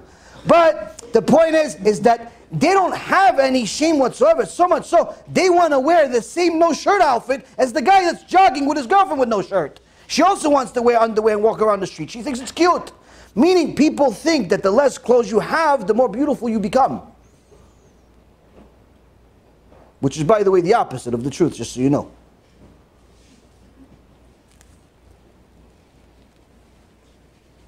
It's one of the reasons why the Torah says it's an obligation for a man and his wife to be very modest even in their time alone. Or even when they're alone, it has to be a dark room. Why? Why it has to be a dark room? Because if it's a light room, you're going to see everything on each other's body, and at some point become disgusted by each other. Why? Because everyone has, at some point or another in their life, either their whole life or at a certain point or later, but everybody at some point has something disgusting. Everybody. You have a little dot she finds disgusting. It's a beauty mark. In your eyes, it's a beauty mark. Wow, I was born this way. But she saw it one time and there's like 3 hairs coming out of it. She's disgusted. She wants to divorce now. Or vice versa. Torah knows all of this. Says there's something disgusting on your body. So, let's keep the marriage together by keeping it a dark room. What do you think? No, why? Isn't it supposed to be? I was supposed to see each other? No, Rabbota. That's only in the movies. That's only in the filthy movies. Torah says you want to stay married and you want to stay passionate about it, you have to follow the rules of the Torah. Why? Because if you see each other's nakedness on a regular basis, eventually not only will you start finding her not as attractive as you did before you met her, but even worse, you'll find her disgusting. You'll find the most beautiful woman on earth disgusting. You'll find the most beautiful man on earth disgusting. Why? You saw too much. But this is something that is a lost wisdom in today's generation because we've lost our sense of shame. The Satan has fooled us into thinking that shame is a bad thing. Am Yisrael has to have shame in order for it to do tshuva. Has to have shame in order for it to acquire Torah. Has to have shame in order for it to do the will of HaKadosh Baruch Hu. Now, shame doesn't only mean apply to yourself when it's to modesty or to business. It also applies to you as far as how are you going to serve HaKadosh Baruch Hu. Now, if you notice, the Ramban here says that you should behave and display genuine humility and have shame before man, but be fearful before God. God always comes, and be afraid of Him. How are you going to be afraid of Him? By how you treat other people. Now once in a while, it happens. Once in a while, somebody crosses you. Once in a while, somebody says something you don't really like. Once in a while, somebody takes something from you. Once in a while, somebody does something that's not so nice. Now what happens if that person says, listen, you know that thing I did to you? Yeah, I know what you did, yeah. I want to apologize. I want to apologize. Now he caused you to lose your job. You lost money because of this guy. He caused you to get into a fight with your wife. He caused you to get into a fight with your husband. He caused you a lot of problems, but he says, listen, I want to apologize. Yes or no? He's Rasha. Guy's a Rasha. The guy caused problems for you. You had money, you invested it, and he misappropriated. You had a certain conversation, he embarrassed you in public. But he says, listen, he sends you an email, I want to get together, I want to maybe apologize. You accept or you deny? No, how many of you accept? How many of you deny? Accept? 1, 2, 3. Rest is sleeping. 4, 5. Accept. Yeah, but he just stole a bunch of money from you. You still accept? Caused you to break up with your wife. Accept? Shlomo, you're a tzadik. Accept or no? Now we know. Caused you to problems. You might have stayed in the way of this Teshuva. Michael, I'm not going to ask you any more questions. I have a good one. Rabotai Yekarim, how come you accept? How come you accept? How come you accept? Now, if somebody came to you and said, I want to tell you something, and he starts telling you a story that you heard in a shiur, and you act with arrogance and say, I heard. I heard this already. You cut him off. The Ba'alei MUSSAR say, measure for measure still runs the world. Kadosh Baruch Hu runs the world measure for measure. You're going to go to a Kadosh Baruch Hu one day, you want to pray to him. Hashem, I need parnasah. Hashem, I need refuah shlema. Hashem, I need zivug. Hashem, I need this. Hashem, I need that. The measure for measure, Hashem says, I heard. No, give me something new already. I heard you pray, or you prayed the same prayer 3 times already. Enough. No chalas. Okay, when I want to do it, I'll do it. Why? You interrupted somebody because you heard it already. Hashem says, oh, I heard it also. Meaning the way we act towards other people is how HaKadosh Baruch Hu will treat us. Meaning that if a person comes to you and says, I want to say I'm sorry, I want to say an apology, you don't do any accounting. Does he mean it? Does she mean it? Do we mean it? Are they really good? Are they really that? What do you want HaKadosh Baruch Hu to do to you? That's the only thing that should be in your mind. What do you want HaKadosh Baruch Hu to be to you? One day you're going to mess up. All of us mess up. En tzadik shelo yichta. There's a rule. Everybody messes up at some point. Some big, some small. The difference between the tzadikim and the reshaim is the tzadikim make a sin once and then they do tshuva. Reshaim do it over and over and over and over again, never even thinking they have to do tshuva. And then one day, after they've pretty much confirmed that they're going to Gehinom, say, oh yeah, maybe I should do tshuva for this one little, tiny little avera. Not the big ones. So, a person is going to mess up at some point. The question is, how do you want HaKadosh Baruch Hu to treat your tshuva? You're going to say, HaKadosh Baruch Hu, I'm sorry. Chatati, aviti, pashati, I did this, I did that, I did all types of horrible things. Of course you are HaKadosh Baruch Hu, you know. But I'm saying I'm sorry. Do you want HaKadosh Baruch Hu to say, since I know what you mean, and since I know really, you're not really genuine, you're not really sorry, you enjoyed the sin, tachlis, you went out with the goya, you had a good time, you're not really sorry. Okay, you know now, the rabbi said 500 times, you're not allowed to be with her, so you're saying, okay, I'm sorry, but you're not really sorry, you just found out it's wrong, and you're not supposed to do it, and she ended up breaking up with you anyway, so now you're sorry all of a sudden. Now you're sorry, but you're not really sorry, be'emet, and HaKadosh Baruch Hu knows this. What, you think you can fool Hashem? So Hashem is going to say, listen, you're not really genuine, you're a liar actually, you're not really sorry, it's just that she broke up with you. It's just that the relationship ended. But if she came back tomorrow and said, hey, Steve, want to give it another try? You're at our house already. Yeah, of course, I'm waiting for your call. What took you so long? Love my life. So you're not really sorry. And HaKadosh Baruch Hu knows this. The question is, Rabotai, do you want HaKadosh Baruch Hu to do the same math you do to other people? Because if he does, you have punished yourself the worst punishment that exists in the world today, which is you've removed the possibility of tshuva. The Rambam writes that there's only one punishment that overcomes and supersedes every other punishment while a person is alive, which is HaKadosh Baruch Hu removes the ability of a person doing tshuva. He simply decides, I don't want your tshuva.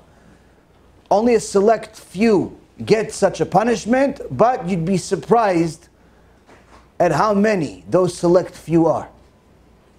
And how small or seemingly small of a sin a person can do in order to become one of those people.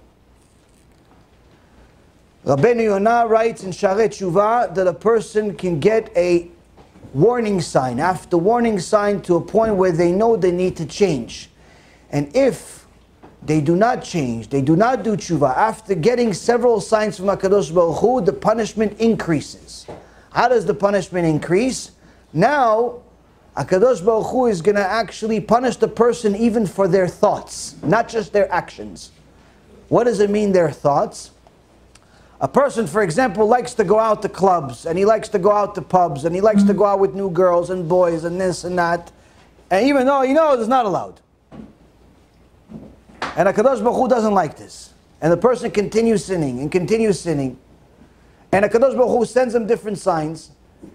and he stops for a week or two, and then he goes back again. And he stops for a week or two, and he goes back again. And he just continues. And he doesn't take the message. So Rabbeinu Yonah says in the beginning of Sha'arei Teshuva, the punishment becomes worse. What's the punishment?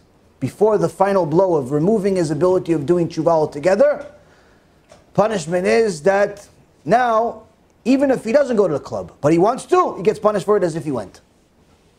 Meaning, his friend calls him, hey, Steve, you want to go out tonight? Yeah, let's go. Okay, I'll show you at 10, 11, 1 o'clock it starts. 1 o'clock in the morning, I'll see you at 1 o'clock. Okay, fine. 12:30 at night. Rest of the world is sleeping or learning or doing something useful and productive in the world. This guy, 12:30, he just got up. He woke up because he's going out to a club. 12:30, he's going, okay, waiting for Steve. No, Steve, you coming? Nah, man, I'm sorry, I'm tired. I can't go. Oh, we're not going tonight? No, we're not going. All right, so fine, I'll just watch a movie. I'll just do something else, no problem. Guess what? In Shamayim, Steve got punished as if he went to the club. He didn't go to the club, but he wanted to go to the club. And he was supposed to go to the club. And it was just that circumstances of events that Hashem ran in the world. He said, no, you're still going to get punished as if you went to the club. Why? Because you didn't get the sign. I sent you signs, you didn't get it. But even worse than all of this, Rabotai, is a person doesn't even feel the need to do tshuva.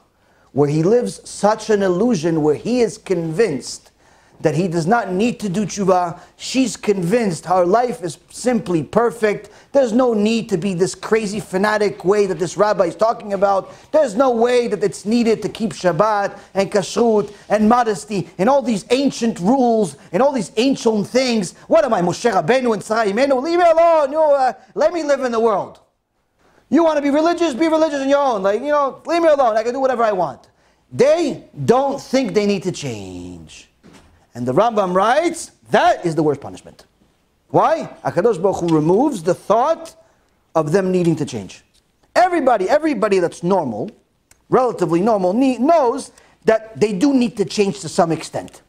They need to improve on something. They need to fix something. If you're a normal person, and not full of arrogance, you think that there's certain things that you could fix. There's certain things you can improve. You can improve your prayer. You can improve your avodat Hashem. You can improve your observance. You can improve your learning. You can improve your knowledge. You can improve your character traits. Everybody knows you have to improve something. But HaKadosh Baruch Hu, after He gives a person many signs and that person ignores them, and instead of listening and acknowledging and doing, he continues to play with his phone as if it's morphine or some type of addiction, then guess what? HaKadosh Baruch Hu says, oh, let me see, hold on, that program that's in your mind, in your neshama, that says, do tshuva, deleted. For how long? Permanently. Yeah, but he's going to live for another 50 years. Exactly. 50 more years of sins. That's how much HaKadosh Baruch Hu hates when a person does not take him seriously. Now, Rabotai, a person that judges others harshly is doing the same thing to themselves. Meaning, somebody called you, said, I want to do some type of meeting, you and Steve, shalom, between you. You guys brothers after all. Yeah, but I haven't talked to him in 3 years. The guy's out, beep, beep, beep, every curse in the world. Okay, fine, maybe you're right about all all that stuff. Maybe you're right. He did do all those things. But, no, come on, we're brothers after all. How many Jews are in the world after all? How many guys know each other? How many guys went to the same school? How many guys this? How many guys? Let's just do it. No, come on. And you reject it. You're now risking your own tshuva being rejected. You're risking your own tshuva being rejected. Why?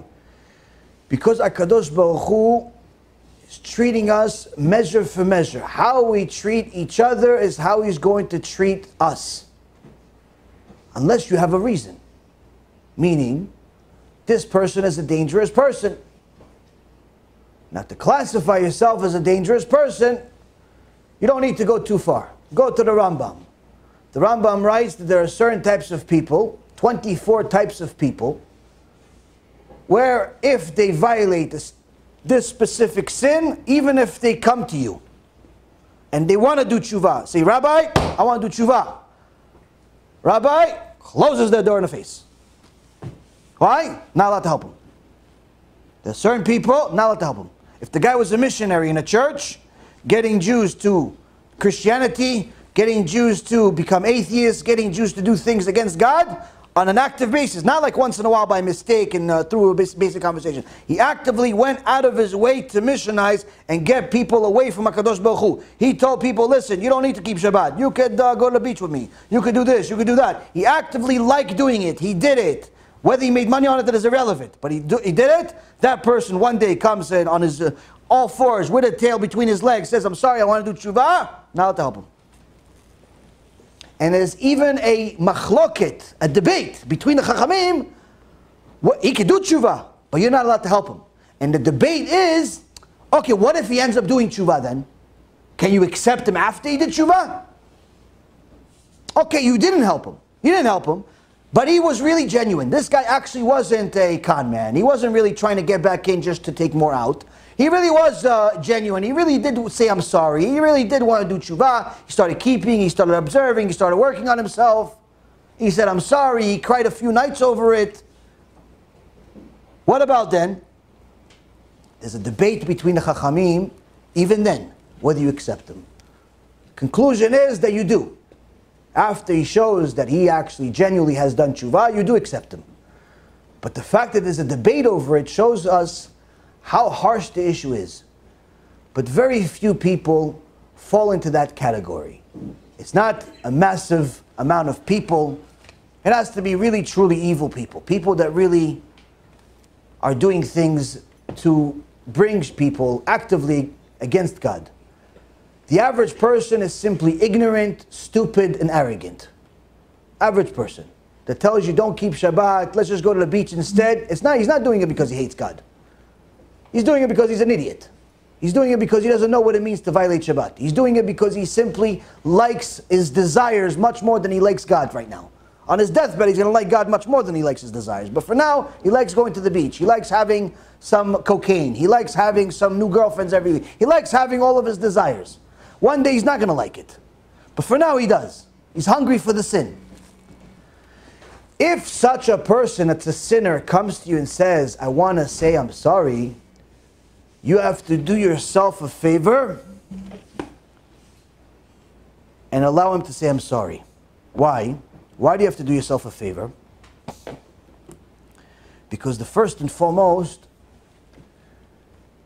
you're going to eliminate the possibility of a Kadosh Baruch Hu treating you the same way. Meaning, you're going to eliminate the possibility of a Kadosh Baruch Hu closing the door on you. Because you close the door on other people.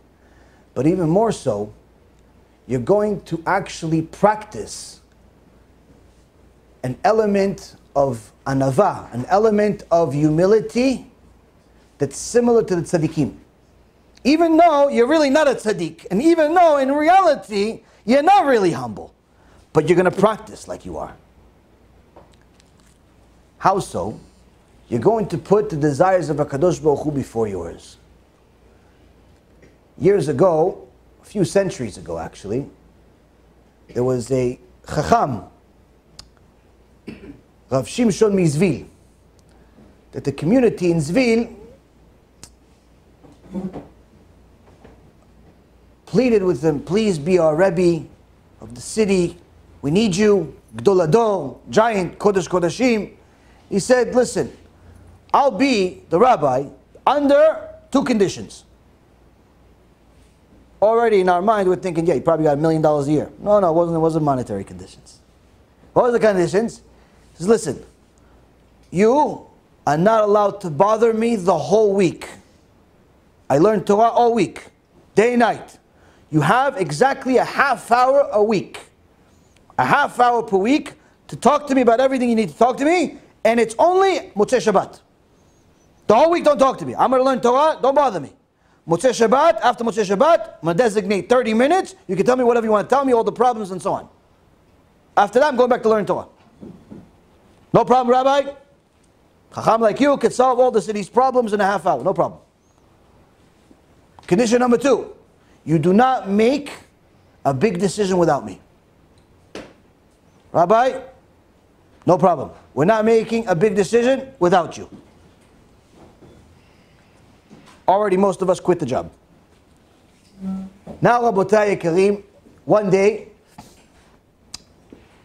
Rabbi Shimshon Mizvil, his Rabbanit, goes to the market. She wants to get some food, and she sees a nice fish. She wants to get the fish. It's a Tuesday afternoon. She wants to buy the fish.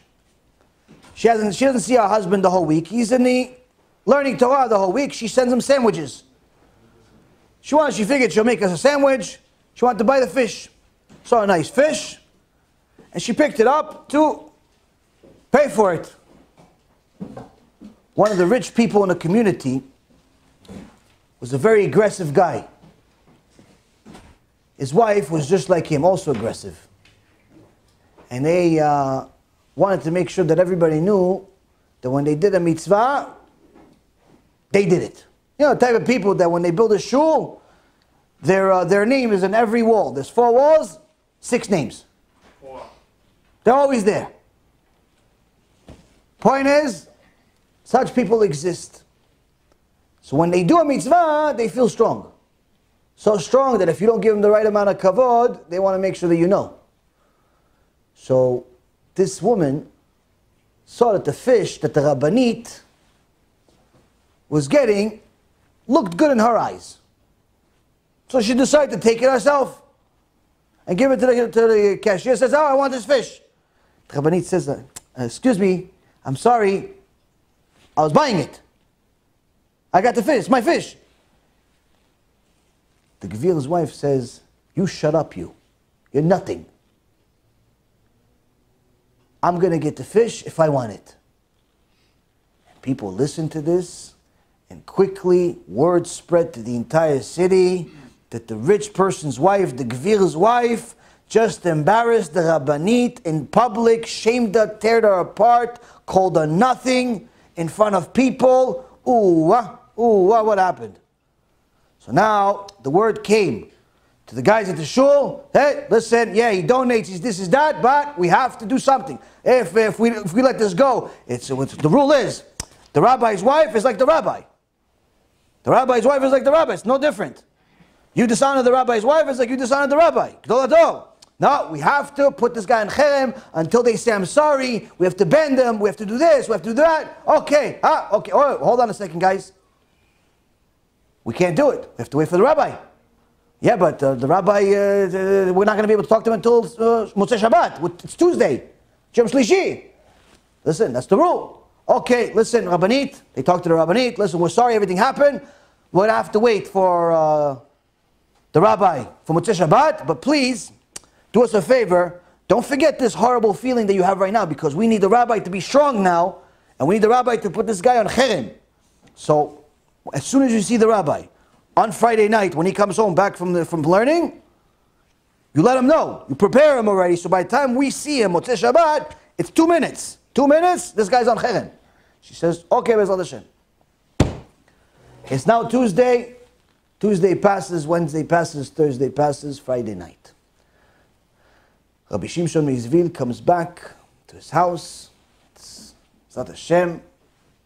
Shabbat. It's coming in. We're going to do Kiddush.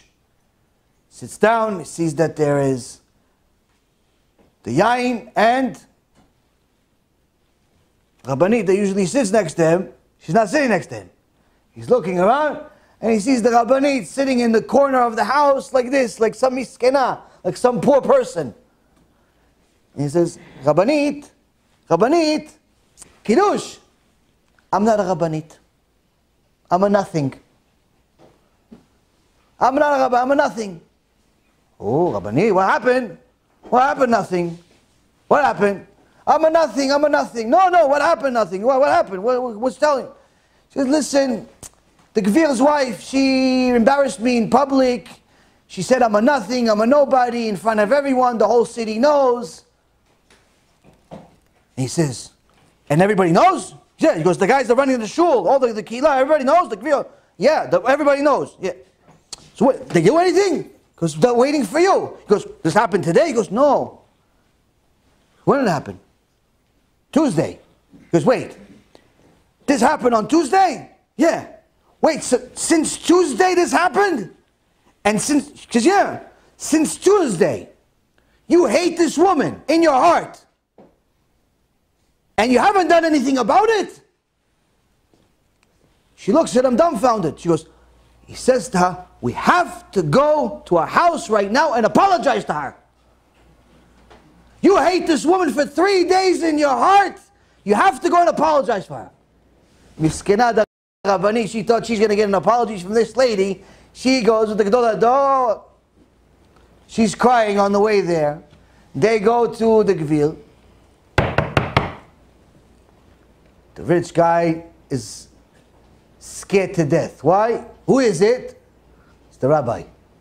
He starts crying because he knows what happened with his wife. They're going to put us on cherem. What did you do to us? The wife starts crying. She brings the fish that she cooked. Okay, I'll give her the fish back. Here. They open the door. I'm sorry. Here's the fish. The rabbi says, no, I'm sorry. We're sorry. We're several sorry because she hates you in her heart. No, it's right. It's wrong. Everybody's crying and HaKadosh Baruch Hu is laughing. Everybody's crying and HaKadosh Baruch Hu is laughing. Why? You had an opportunity to say, I'm sorry. Take advantage of it. Somebody had an opportunity to do tshuva. Take advantage of it. This, Rabotai, is one of the greatest things that a person can do in their life, because even if truly they're not a humble person, even if betoch tocham, inside themselves, they're not really humble, when you accept another person's apology, you're simply putting things into perspective where you know, wait a minute, this person wants to do tshuva.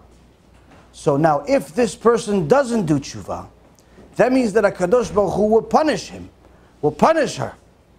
What does it mean, punishment? Does punishment mean, like some of these fairy tale rabbis tell you, that, oh, punishment is just that he's embarrassed a little bit, but everybody goes to heaven? Is that what it means? No, everybody already by now knows that that's not what it means. Punishment means, Rabotai Yekarim, means Gehinom. Means the person is going to get torn apart. Could be for a year, could be for 1,000,000 years, could be for eternity. 1,000,000 is not even 1% of eternity. The point being, punishment is serious. Now, if this person is going to get punished over and over again, why? Because you didn't want to accept their apology. Guess what? In Shemaim, they're going to show you that. Say, hey, Steve, you remember Yaakov? Yeah, Yaakov. Well, let me show you Yaakov. See, Yaakov was going to come say, I'm sorry to you. Yeah, but he did something really... No, we know already. We know he did something terrible to you. He stole from you, he beat you, he did this, he did all types of stuff for you. But one day, Yaakov called the other guy. He called Shalom to tell you maybe there's going to be a sulcha between you. But you said to Shalom, tell this guy to go fly a kite. I don't want his sorry. You know where he could take that sorry. And guess what? Yaakov took that really personally, because he really actually meant to say, I'm sorry. He actually meant it. But after he saw you, religious Steve, say no, Yaakov went off completely, became a kofer gamur, mechalel Shabbat, everything. And guess what? Let us show you Steve now. Let us show you Yaakov now. Steve that thinks he's going to Gan Eden. He's in Bet Din right now.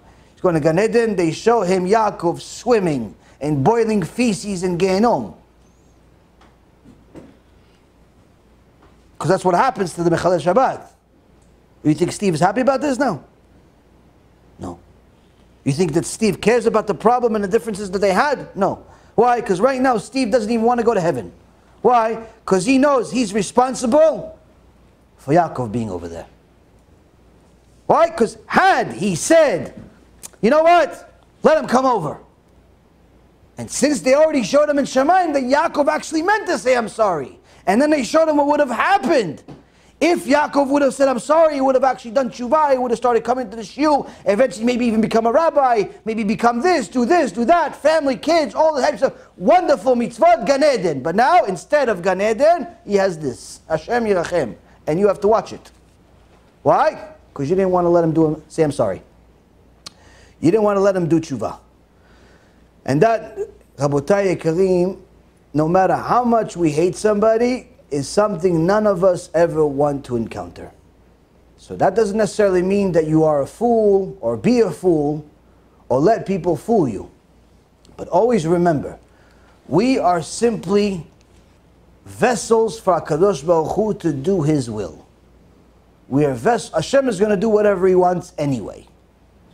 You just have to decide whether He's going to use you as one of the tools or not. That's really pretty much our decisions. Or am I going to be the vessel, or am I not going to be the vessel? Now, when you think about it, and you say, wait a minute. Look at HaKadosh Baruch Hu. Every day, people curse Him, people insult Him, people go against Him, and He knows they're going to do it. He gives them money, knowing that they're going to take that money and do bad things with it. But He still gives them the money. He gives them a car, and He knows they're not going to go to shiur Torah. They're going to go to the club instead. But He still gives them the car. He gives them the house, and they know that this house is going to have idolatry in it, not going to have kedusha in it. It's going to have televisions in it. It's going to have crosses in it. It's going to have all types of garbage in this house. It's not going to have even one sefer Torah. But He gives them the house. And after seeing this person even curse Hashem on a regular basis, and only say Be'ezrat Hashem when he wants Hashem to help him steal. Be'ezrat Hashem, I succeed. Wow, what do you think to succeed? Oh, Be'ezrat Hashem, this Ponzi scheme works out. Be'ezrat Hashem, the customer doesn't notice. What do you mean, doesn't notice what? Oh, yeah, Be'ezrat Hashem, the customer doesn't notice the $18,000 commission on this trade. Be'ezrat Hashem, he doesn't notice. He wants to make Hashem a partner in the crime. Be'ezrat Hashem, Hashem helps me commit this crime. And HaKadosh Baruch Hu helps him. Now, one day, that person gets the message. That person gets the sign. That person says, I got to do tshuva. Chatanu, avinu, pashanu, HaKadosh Baruch Hu, I'm sorry. Now, he can make up for everything that he did for 50 years in 2 minutes. Even if he says, I'm sorry, in reality, between us, the sorry, it's toilet paper. It's toilet paper, used, not even, nothing. Why? That's sorry, big deal, sorry. What are you going to do with the sorry? 5 minutes later, you're not really sorry. 5 minutes later, you missed the sin. In reality, the sorry takes a while to go into effect. The sorry takes a while to go into effect. But he's genuine about doing something about it. And at that moment that he decides, I want to do something about it, no matter what he did. He violated Shabbat, he went with a Goyah, he violated every sin under the book. But now he says, Hashem, I want to change. He decides, I want to change. HaKadosh Baruch Hu at that moment opens his arm. I miss you. I love you. Where have you been? Let's talk. How are you? Gives him a kiss. Why? That's Hashem. That's Hashem. What about all the bad things that he did? Okay, he did the bad things, so I'll have to pay for it. But I'm not going to reject him. Why? He said, I'm sorry. He said, I'm sorry. And that's why, Rabotai, if somebody comes to you and says, I'm sorry for playing with my phone during the shiur. I'm sorry for talking about things that are not relevant to the shiur during the shiur. I'm sorry for not paying attention for an hour straight. I'm sorry for showing up late but pretending I was on time. I'm sorry for causing a mess. I'm sorry for not really caring. I'm sorry for being ungrateful. I'm sorry for all those wonderful things. You say, I'm sorry, I love you. Why? You want to be like Hashem. Even though you're not Hashem. And you'll never be like Hashem. And in reality, you don't even feel that way. In reality, what do you want to do? Somebody did something wrong with you. He says, I'm sorry. He says, you better be sorry. You better be sorry. You should be sorry again. You know what? Come back next week. Maybe I'll forgive you. In reality, somebody wrongs you. What do you want to do? You want to light them on fire. Because that's the animal in us. The animal in us wants to take revenge. Sorry, I'll show you sorry. I'll make you remember sorry. I'll tattoo sorry on your forehead. Every time you say I'm sorry, you're going to remember me. Oh, wow, what do you want to do when somebody wrongs you? That's the true us. But do you want a Kadosh Baruch Hu to say that to you? And that's the difference. Even though we will never be, even 1% of 1% of 1% of 1% as merciful as HaKadosh Baruch Hu or any of his tzadikim. We have to emulate them even if it means we have to pretend. Because by doing it, we're showing we want it. And if we want it, HaKadosh Baruch Hu will gift it to us. This, Rabotai Yekarim, in my opinion, is by far the most difficult thing to do. Because it's not necessarily something that is logical, it's not necessarily something that's rational, it's actually quite the opposite. But that's what makes it so special. It's a person breaking their own natural character traits in order to do the will of Hashem. Your natural character traits want you to act like an animal. Your natural character traits want you to take revenge. Your natural character traits want you to do everything that everybody else would do in your position. But you know that that's not what you want HaKadosh Baruch Hu to do to you. And you also know that that's not what HaKadosh Baruch Hu himself does to everybody else when they say, I'm sorry. So if we want Hashem to treat us a certain way, we have to force ourselves to break our own nature and start forgiving people and give them a chance. That doesn't mean that you welcome them into your house and have them watch your infant child. It means that you accept the apology and see what happens after that. You start seeing how things work out. See 24 hours later, are they still genuine? Or really they said, I'm sorry because they want an opportunity to have me alone so they could stab me again. But in reality, the tzadikim wanted to go a step further to fulfill this mitzvah. We'll finish off with this story. The Torah says, Lo tikom velo titor b'bnei amecha. The Torah says, not only don't take revenge, but don't hate your brothers even in your heart. But if somebody did you wrong, quite frankly, the only joy you get out of it is hating them. It's enjoyable to hate somebody that did you wrong. But you're not allowed to do it. Unless there's a reason, unless they qualify certain things. So one time, there was a couple of guys on a train almost 200 years ago. A couple of guys. And they were going to Kotsk. And they saw an older man sitting there. And they wanted to have fun because the ride was long. They wanted to have a good time. So they started messing with the old man. So you mess with the old man, young, you're 20, 22. You're still a kid. So they started playing with his ear just to see what happens. And the old man just went like this, as if it was like a fly. He didn't, pretending like it's not really, he doesn't know like it's really their finger. And again, they play with the ear, they play with the ear, and he goes like this, and like, and they're having a good time. And they play with the ear, and they have a good time. And then they're having a blast. But now, it's boring now to play with the ear. So play with the beard a little bit, just to see what happens. Then, the guy got really brave. He's burned one of the hairs on his beard. Burned one of the hairs on the beard. He takes a match, and he lights it, and he burns one of the hairs on the beard. And the old man pretends like nothing happened. Like, going like this, And they're having a blast. Ooh, they had such a good time. It was like going on vacation. It's like you don't even need to go to cause for everything else. This was enough to trip. Anyway, they get to the stop.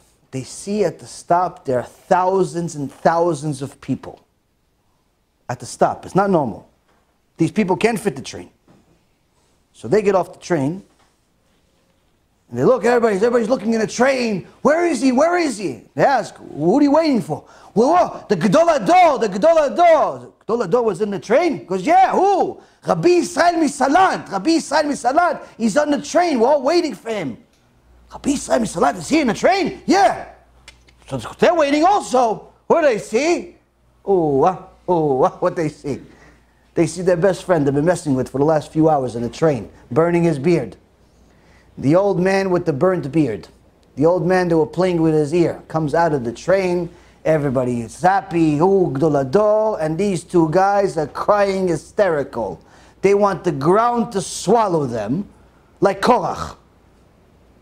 What are they going to do? What am I going to do? We were doing this, we were doing that. The guy comes to Kvod Harav, please, I'm sorry. So what, sir? What happened? No, I'm sorry, please, Kvod Harav. Rabbi Yisrael Salant, what's wrong? He goes, no, Kvod Harav, I didn't know you Gdol Ador. I didn't know it. He goes, what? So from Ktan Ador, from the smallest in the generation, you're allowed to burn my beard? He goes, no, I know, I'm a stupid, I'm an idiot. No, I know, I'm sorry, Kvod Harav. I was just having, He goes, okay, but why are you here? Why are you in Kosk? Why did you come to Kosk? He tells him. He says, Kvod Harav, I'm trying to get a Tauda, I'm trying to get a certificate from the rabbi of Kosk to be a shochet, to be a slaughterer. He says, okay, come with me to the hotel and I'll test you. Rabbi Yisrael Misalant said, I'll test you. Gdol Ador wants to give you a private test, Baruch Hashem. So they go to the hotel. Rabbi Yisrael Misalant pays for his hotel. Not for his own hotel only, for the guy's hotel. Pays for his hotel. And he sits down with them and he said, okay, nu, tell me what you know. Within 2 minutes, Rabbi Yisrael Misalant realized this guy is bur v'amaret. Doesn't know this, doesn't know that. Not right, not left, doesn't know what kosher, what's taref, nothing he doesn't know. What certificate he's going to get? He's going to get a slap to the face he's going to get. The only thing valuable that he has is the match that he wasted on burning Rabbi Yisrael Misalant's beard. That's all he has. But instead of kicking him out, Rabbi Yisrael Misalant does something that none of us would do. He says, okay, let me learn with you a little bit, and we'll sharpen up this knowledge that you have. And he starts sitting down with him and going over and over and over again all of the halachot of how to become a shochet, how to become a Jewish butcher. All these halachot, you have to know where to cut, how to make the move, all the different details, what's kosher, what's taref, how do you check the lungs, this, that, all these different details. And he sits down with them for hours, paying for his hotel this whole time.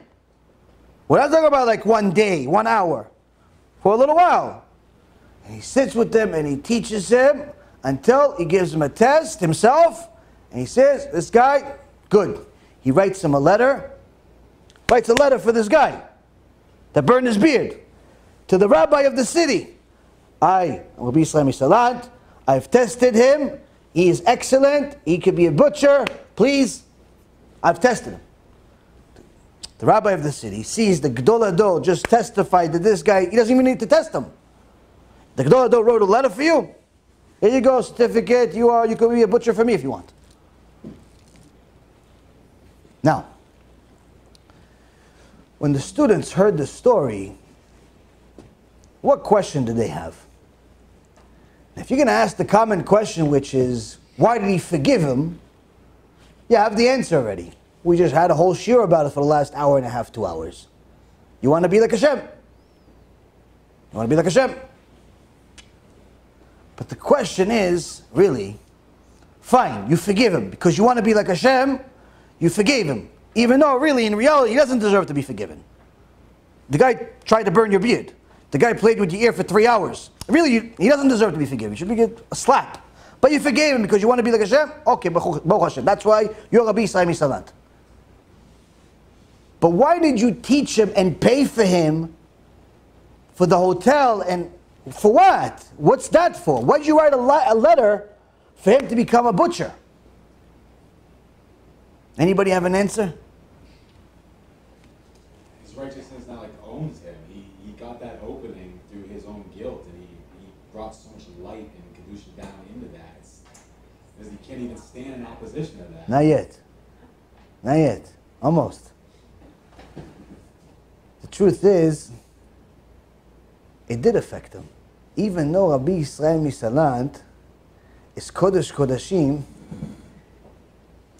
of course it's going to affect every human being when somebody wants to burn your beard.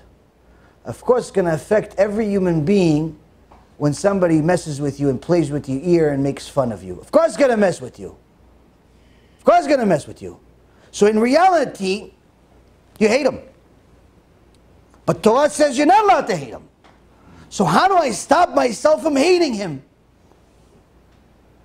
Why do parents love their children?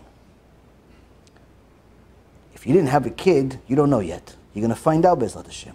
But I'll tell you, the reason why parents love their kids is because they put every single bit of energy, resource, and thought into those kids.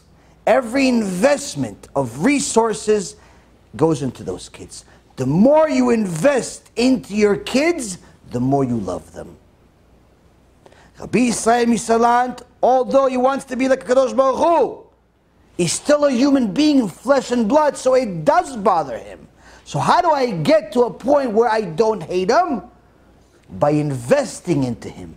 Because the more I invest into him, the more I love him. And if I love him, I definitely don't hate him. So therefore I don't have to forgive him. Why? I love you. That, Rabotai Yekarim, is why Rabbi Yisrael Misalant became Rabbi Yisrael Misalant. That's how the tzadikim became this way. It's not just because you learned a certain amount of Gemara. It's not just because you had a kollel with a certain amount of students. It's not because you were really good at a certain mitzvah. It's not even because you showed up on time to a shiur. It's because they worked and toiled over the Torah to the extent of applying every single ounce of it into their veins, into their life, in order to perfect their character by destroying their character. They perfected their character by destroying their natural character. And this is something that we all have to do also. Why? Because that's the tachlis. That's the point of life. It's not just do mitzvot. You could do mitzvot and still go to Gehinom. It's not just wear modest clothes. You can still wear modest clothes but be immodest. It's not just give tzedakah, because if you give tzedakah with stolen money, it's not even a mitzvah. It's about perfecting your character by doing something completely unnatural to you. Initially, you're faking it. Why? Because you don't feel it. Initially, you like to hate him. Why? Because he deserves to be hated. She deserves to be hated. Why? She did something wrong. But you know that HaKadosh Baruch Hu doesn't want you to have that feeling. So what do? If they say I'm sorry, or they want to say I'm sorry, you open them with open arms, and you really want to hug them, not punch them. You allow them to say I'm sorry, and you invest into the relationship. You invest to make it good. You force yourself to love this person. Again, assuming this person is genuine. And the only way you're going to find out if this person is genuine is if you allow them a chance. This, Rabotai Yekarim, is the most difficult thing in my eyes, because it requires all of us to become superhuman. But to testify that this is what HaKadosh Baruch Hu wants every one of us to do this. It doesn't matter whether you're Ashkenazi, Sfaradi, Litai, Hasidish, doesn't make a difference. This is in your prayers 3 times a day. Everything I just said took me 2 hours. Chachamim, 3 words. One day, Bezrat Hashem, I'll be a Chacham. For now, not so much. What Chachamim said at the end of Amidah. At the end of Amidah, Chachamim added that you want Hashem, you're pleading to Hashem, please Hashem, guard my tongue from evil and my lips from speaking deceitfully to those who curse me. Let my soul be silent, meaning when people abuse you, let me be silent. Not go and take revenge. Why? Because revenge is yours, Hashem. And let my soul be like dust to all. V'nafshi ke'afar lekol tiyeh. Meaning, in order for me to do the will of HaKadosh Baruch Hu, I have to elevate myself to the point where I feel like I'm dust. Elevate myself by destroying myself. This is the goal. This is the purpose of life. If we achieve this, we achieve everything. If we fail at the main foundation of why we're even here. Any questions? Yes?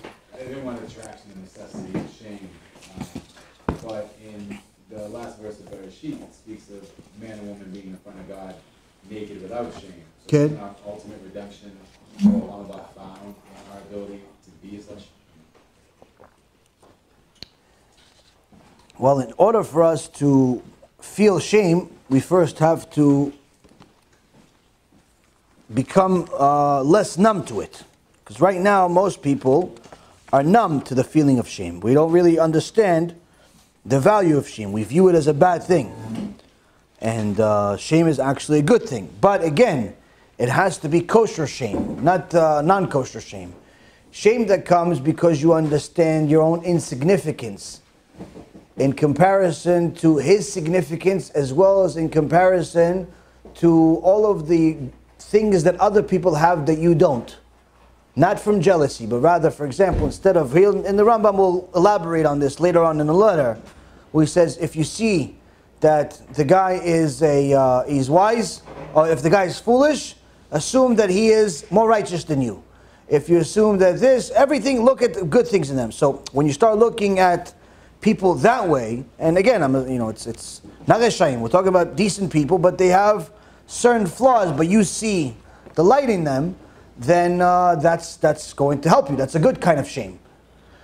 But if you put yourself and you embarrass yourself by putting yourself in ridiculous conditions and ridiculous circumstances, then no, that's not kosher shame. That's actually a Satan causing you to become numb by feeling so much shame that you're no longer ashamed. Now, in terms of the Rashaba, nowadays, where I guess we just spoke the other night about people being emotionally drunk. Okay. Nowadays, with the influence of secularity and just the delusion, dysfunction, should we treat someone necessarily like they're wicked and they're consciously chosen to go against the Torah, or should we give them the benefit of the doubt if we're able to see them as someone who's corrupted by their emotional drunkenness, and then transcend ourselves to bring them closer? So, it all depends on how they behave. Before you know a person, you don't judge them.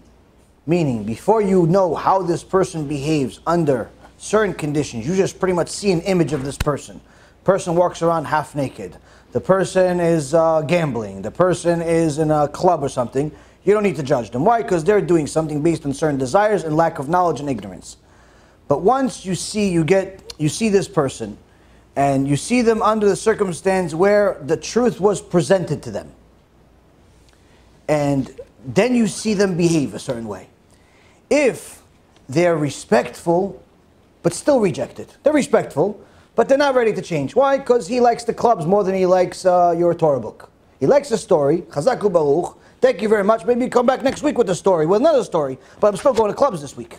Why? Because he likes the clubs. He doesn't understand why you think, because he still thinks it's you, it's not God, why you think clubs are bad. So, if he's respectful, but he's not ready to do tshuva, that just makes him ignorant, and you continue working on this person. And try to get him as close as possible to HaKadosh Baruch Hu by giving him more and more truth each and every single time. Each time you're going to chip off some of the klippah from the sins that he's making continuously, but little by little you pray for this person to eventually wake up. Before, Hashem has to wake him up in a very different way. But if you see this person is completely rejecting it, meaning it's not just that he is numb to it, because some people are just numb to it. They just sit there in front of you for 2.5 hours, and it's as if you didn't say a single word. Some people are like that. Some people, you talk to them, 2 hours? Honey, are you listening? Oh, what, you said something? Yeah, for 2.5 hours I'm talking to you. Oh, really? Oh, wow, time goes fast. I was just thinking about work. Okay, I want a divorce. What divorce? We're married? Yeah, we're married 3 years already. Oh, okay, fine. Like the guy's clueless. That guy, that's a different case. Talk about, you talk to a guy, talk to a woman, and they reject it.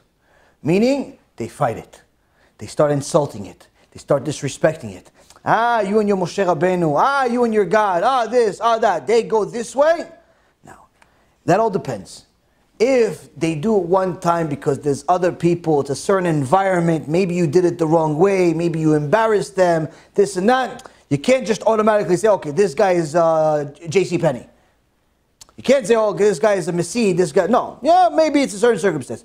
But if you've given this person several times, several tries, and they continuously not only rejected, but they insulted and disrespected HaKadosh Baruch Hu, that person, you cannot judge them in a favorable way.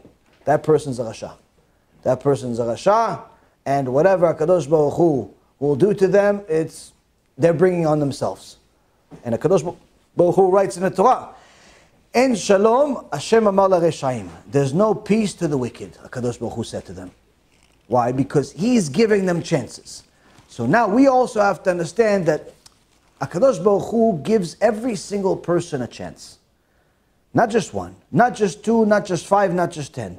We're continuously getting chances throughout our entire life. Nobody dies and leaves this world without seeing the truth multiple times and choosing not to follow it. Everybody sees the truth. The guy got a miracle and he knows that there's a creator, but 5 minutes later he forgot about the miracle. Why? Because he's busy and back to his other stuff. He doesn't really want to follow through what this miracle really represents. An hour and a half later, money shows up at his bank. He doesn't even know but it's exactly what he needed. Another miracle. But he knows it's a miracle. But he doesn't want to follow through. What does this miracle mean? Rabbi shows up, gives him a nice story. He's really interested. But he knows that if he's interested and he goes to the shiur, it's probably going to mean more. Maybe it's going to mean they're going to ask me for money. Maybe it's going to mean that they're going to ask him to become religious. He doesn't want to follow through. And he goes through his life encountering the truth time after time after time after time. And literally an endless amount of times. And when he goes to Shemaim, or she goes to Shemaim, they're not dumbfounded. They're not surprised at all. Because they're going to show them in Shemaim the millions of times that HaKadosh Baruch Hu literally catered the entire world just to show them the truth on a silver platter. Here you go, ma'am. Here you go. This is the truth. Oh, you don't want it. Okay, we'll come back tomorrow. Here you go, ma'am, again. Oh, you don't want to come back. Okay, and they come back next week, and 3 years later, and 5 years later, and 10 years later, and all of a sudden she has cancer, and all of a sudden it's cured. Wow, there's a God. Okay, and then she forgets. She goes back in a miniskirt again. Yeah, but there's a God a week ago. Yeah, God, thank you, God, but I'm finished now. I'm going back to my life. Thank you. No, thank you. And a person goes up to Shamayim, and they're shown all of the opportunities they were given. They're shown all of the gifts that HaKadosh Baruch Hu gave them. And how they used those gifts against Hashem. And then the neshama itself, the person himself, the person herself, feels such a sense of shame for failing God so miserably that they themselves ask God to put them in Gehinom. That's what it means when the Chachamim say there's a sense of shame that's really, really bad. Yes, that's the bad. The bad is that the person sees how many opportunities they were given, how much gifts they were given, and how ungrateful they really are, and how they literally have nothing to complain about. No matter how everything doesn't make a difference. They see that everything that Hashem did was for their interest, for their best. They were given 1.5 million opportunities. Even when they got sick, even when they lost money, even when they got heartbroken, even all these different things that happen, they see the full picture, and they feel so terrible that they want the punishment, because they know they deserve it. So, this is the worst sense of shame that could possibly exist, but unfortunately it doesn't lead to any good. It's too late. It's too late to have that shame. So we want to have that shame here, while we're still here, while we have a chance. And by seeing all the good that HaKadosh Baruch Hu gives us, and for once in our life say, okay, you know what, HaKadosh Baruch Hu, I can't give you even 1% of what you give me, but let me at least do what you said. Forget about what Steve wants, and what Joe wants, and what all the guys want, and what all the girls want. Hashem said, do the mitzvot, do the mitzvot. Hashem said, be Immodest, be Immodest. Hashem said, keep Shabbat, keep Shabbat. I'm going to at least do the best that I can with what you said. I can't give you everything you're giving me back. There's nothing that you can give Hashem. Hashem's perfect. But at least I'm going to do what He says. And that requires us to break and destroy our own natural inclinations, our own natural desires. And it's hard. But it's not impossible. And again, it's this is the tachlis. This is the bottom line of everything. This is why Kadosh Baruch Hu gave us so many mitzvot, in order to use each one of those mitzvot to connect to Him another way, in order to perfect another body part, in order to get closer and closer to HaKadosh Baruch Hu. And if you do it, then you realize that each and every single one of these mitzvot, each one of those actions, ends up benefiting you a lot more than you can possibly imagine. And eventually you get to a point where it's just, you are living in heaven while in this world.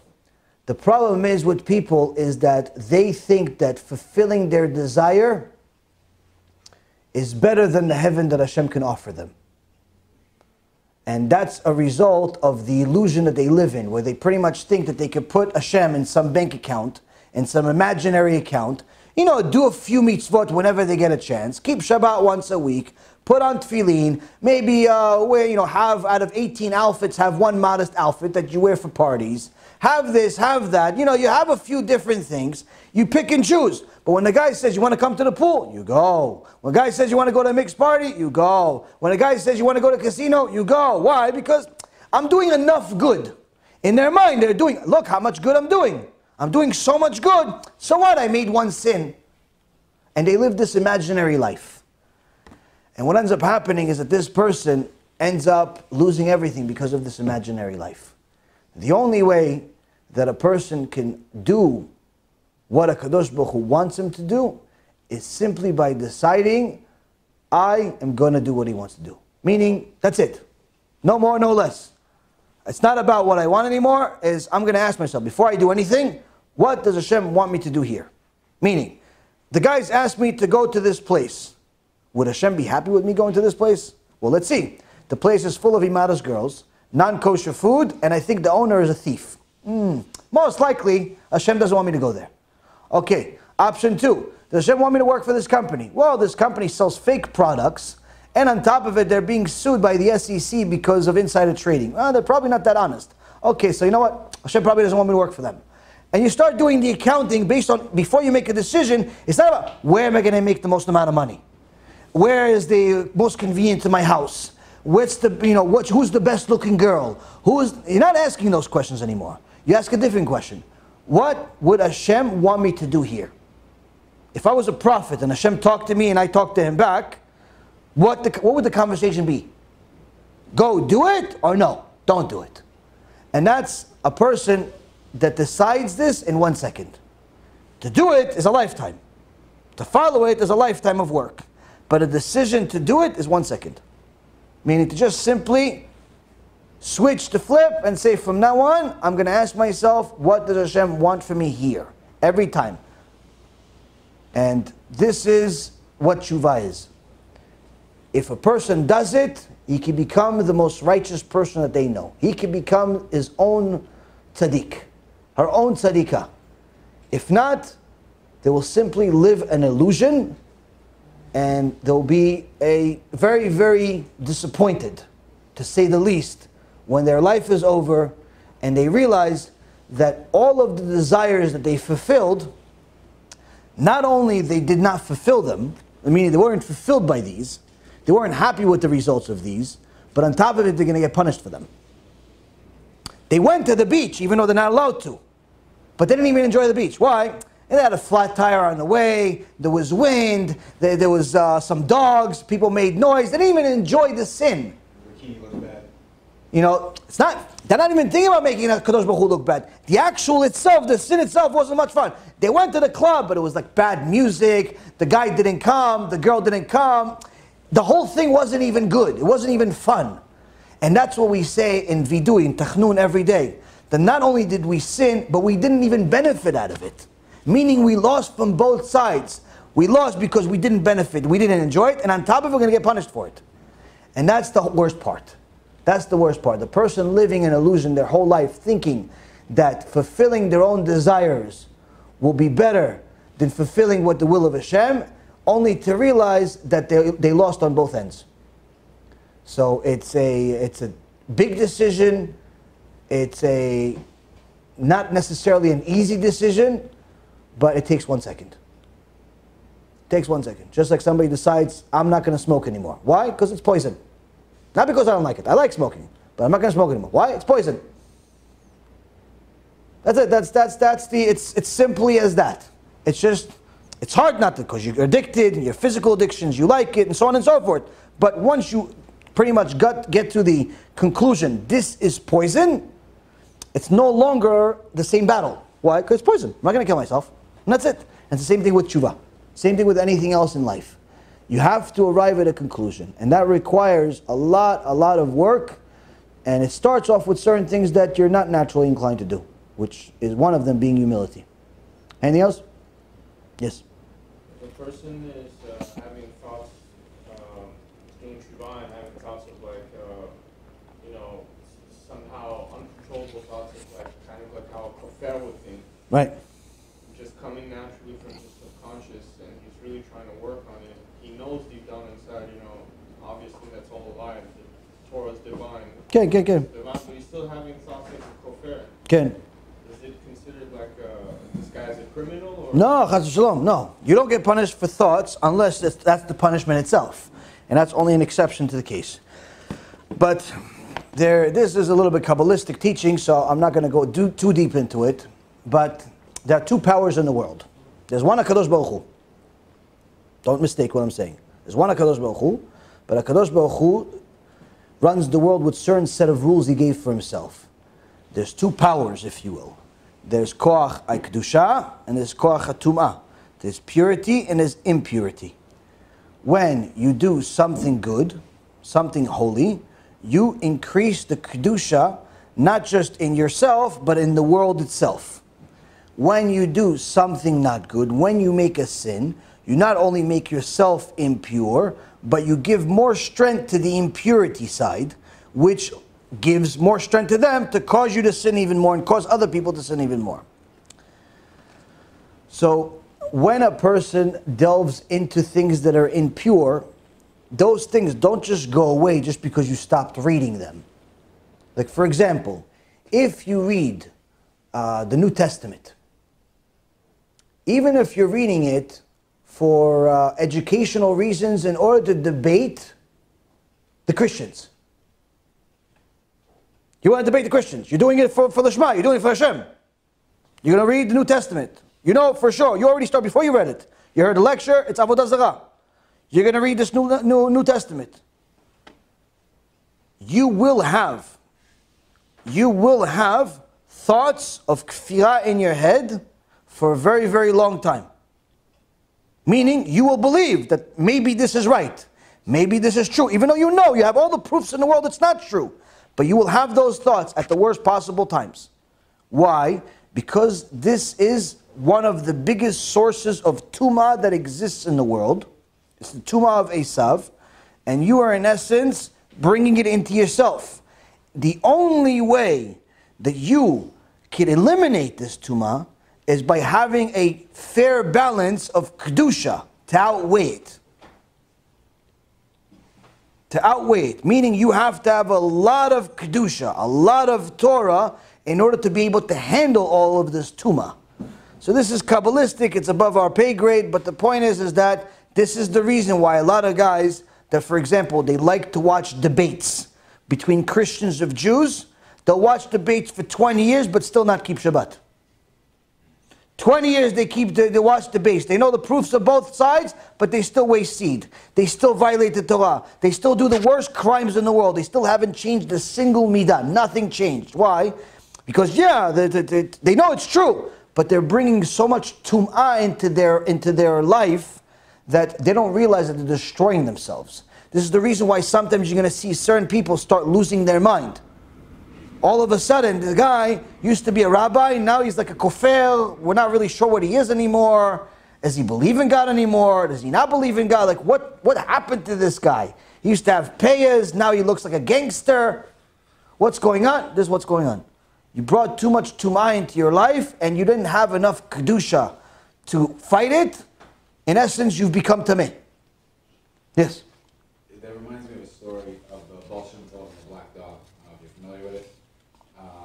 I don't know if the allegory of the black dog is depression or drug use, but it basically is where he tricks the Satan to the secrets of Chassidus. But in neither case, he's using tumah to bring himself closer to kedusha. But I mean, this is the Ba'al Shem Tov. I was hoping maybe you knew the story, because I've been looking for the reference. The Ba'al Shem Tov is something that you cannot compare to any human being in the world, including the current Gdolei Hador. The Gemara says we cannot compare current Chachamim to previous Chachamim, because they're different generations, they're different levels, different type of neshama, and so on and so forth.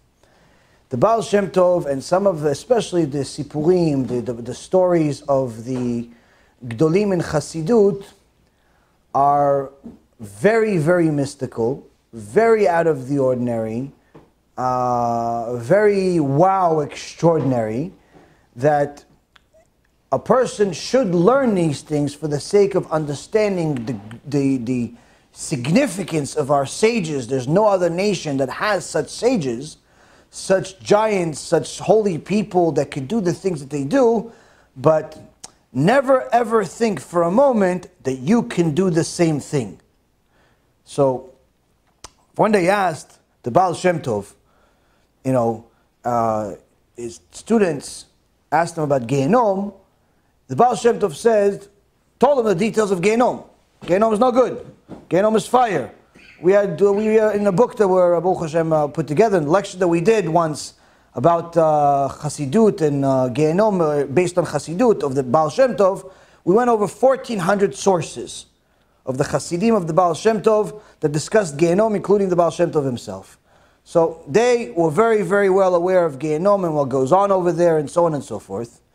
But still, despite this, the Ba'al Shem Tov says, when I go up to Shemayim, HaKadosh Baruch Hu says, Ba'al Shem Tov, go to Gehinom, I'm jumping in there. What's the pshat? Why would the Ba'al Shem Tov say, I'm jumping into Gehinom? Should we also say, I want to jump into Gehinom? No. But the Ba'al Shem Tov can say, he's going to jump to Gehinom. Why? Don't think for a second, no, he's going to save people. You're not saving anybody. You go to Gehinom, you have a problem. Why? Because the Ba'al Shem Tov was at such a level of kedusha, of understanding, that if HaKadosh Baruch Hu says, you're going to Gehinom, that means that that's what HaKadosh Baruch Hu wants. And if that's what HaKadosh Baruch Hu wants, I'm jumping on it, I'm excited. Yeah, but you're going to get suffering, doing the will of Hashem. That's not suffering, that's the best thing in the world. We get a headache, we don't want to learn anymore. Well, our foot hurts, all of a sudden we're out of work for a week. Why? Because we don't want to suffer. So we don't have a sense of where we stand in comparison. So again, the Ba'al Shem Tov did certain things, his Chasidim did certain things that took advantage of certain knowledge we don't possess, because they could utilize and manipulate part of those things, part of that knowledge, in order to bring things into the world. For example, like the story that you're saying, understanding the kochot tumah, the power of impure, will also help you find hidden souls within the impure world. Those hidden souls could actually be the greatest souls that exist. Meaning, the greatest souls that ever existed, David HaMelech, Yitro, Rabbi Akiva, Ruth, all of these were all hostages of the Satan himself. All of those souls were all captured prisoners of the Tum'ah. And they had to take special power into the world, strength of Kedusha into the world, to take those souls out, which requires certain acts like the story that you're saying of dealing with the impure world. So those Chasidim, those tzadikim, were able to allow themselves to enter that world because they had such a high level of Kedusha. If anybody today in the world does it, most likely that person will lose their mind, if they succeed at all, or become a complete kofar, which happens very often. So it's knowing your pay grade, knowing pretty much where you stand. So those stories that the Chasidim say, they're all amazing stories, but we need to also know how to understand those stories. It's not for the purpose of repeating what they do or even thinking that we can repeat it. It's by just simply appreciating the gift that HaKadosh Baruch Hu gave us by being part of the same nation, the same family as this giant. That means that if I'm in the same family as him, if I continue doing good, one day I'm going to meet him. Imagine one day you meet Moshe Rabbeinu. I mean, I don't care if Moshe Rabbeinu, you're going to meet, forget about meet him hand, the fire, Kedusha of Moshe Rabbeinu will burn us. Talk about you meet him like he's like 500 miles away, but you could see him. That's how you meet Moshe Rabbeinu. You hear his voice. You hear Moshe Rabbeinu's real voice? Anybody understands that? That's already Gan Eden. Imagine you hear HaKadosh Baruch Hu's voice itself and you don't die. HaKadosh Baruch Hu's voice, you don't die. That's all right, forget Gan Eden. But the average person says, why is this even good? So again, the more Kedusha a person has, the more they understand Kedusha. The more they can defend themselves against Tumah. The more they deal with Tum'ah, the more they deal with impurity, the more at risk they are to becoming a complete heretic, the more difficult it is for them to acquire Kedusha, because there's this Tum'ah also has a strength. There's two powers, if you will. And that's part of the reason why I only on select time had an entire shiur about Christianity. I've spoken about it randomly in short little bursts here and there when there was a new chidush or a new insight here and there. But as far as having like a whole series about it and so on, I refuse to have it. People ask me to have debates. I refuse to have it.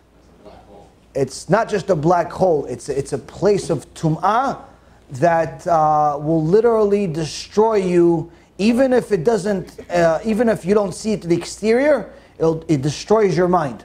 You think kfirah at the worst possible times. You're praying to HaKadosh Baruch Hu, and you think some crazy thought. And I don't want to elaborate too much, but the point is, don't mess with it. Don't listen to it. The ones that deal with it on a regular basis, like Rabbi Skobach or Rabbi Tovia Singer, Rabbi Blumenstein, those people, I promise you, they learn 5 times more Torah than you could even imagine, in order to be able to handle that stuff and not fall into the trap. It's a very, very, very, very dangerous place. And you see that people that talk about it on a regular basis, eventually they lose their way. I've seen it a few times. Yes? I was wondering, does the actions of a greater good will temper the punishment of a previous good? Actions of a later Gilgul temper the punishment of a previous Gilgul. Someone did a lot of better than his previous Gilgul, and he deserves a nice amount of... Oh, yeah, well, I mean, the thing is, though, is that when a person has a reincarnation, it doesn't necessarily reincarnate everything from the previous generation. Meaning, if, let's say, for example, the soul, has a certain amount of mitzvot that it has to do, and let's say, for example, in the previous, it kept Shabbat, but it didn't keep kashrut, or whatever other sin. So the part that kept Shabbat doesn't get reincarnated. Stays behind. The part that comes back is the part that violated the kashrut or whatever other sin that it violated. So that's why a person comes into the world, for example, and some people have a very easy time keeping Shabbat, or perhaps even born into a family where everybody keeps Shabbat easily without having a problem. That's not because they're so much more righteous than everybody else. That's because that's not their tikkun. Their tikkun is something else. So that's the case. But can the person's current actions improve the condition of what he did in the past? Yes. Where's the raya? Where's the proof for it? We see that in Rosh Hashanah, Gemara Masechet Rosh Hashanah says that HaKadosh Baruch Hu opens the book of the living and the dead on Rosh Hashanah. Meaning, the living we understand, because the living continue to do actions. But why does he open the book of the dead? To see what are the fruits of the actions that you had. If those fruits are good, beautiful, holy fruits, that will affect that person that died already 500 years ago, 1,000 years ago, even though part of his neshama had a reincarnation. So for example, a person today, let's say he's a gilgul of somebody that, he's a gilgul of somebody that lived 3,000 years ago and probably came here a few times. Now, he decides, in this gilgul, he decides that he's going to contribute to kiruv. Even though his tikkun, let's say, is, watching his eyes. His tikkun is watching his nose. His tikkun is watching his mouth. His tikkun is learning, whatever it is. But he decides, aside from his tikkun, he wants to also contribute to kiruv. He wants to give $500 a month to kiruv. He wants to give out CDs. He wants to arrange lectures. He wants to take kiruv as a major part of his life. It's not his tikkun, but he or she decides to make this priority in their life. And guess what? That priority will generate new Ba'al Teshuva. People are going to do tshuva. People that are already frum are going to become even more frum. They're going to become even more religious, more yirat shamayim, more fulfilling the actual will. That will benefit not just the current neshama, but the one that's not here anymore.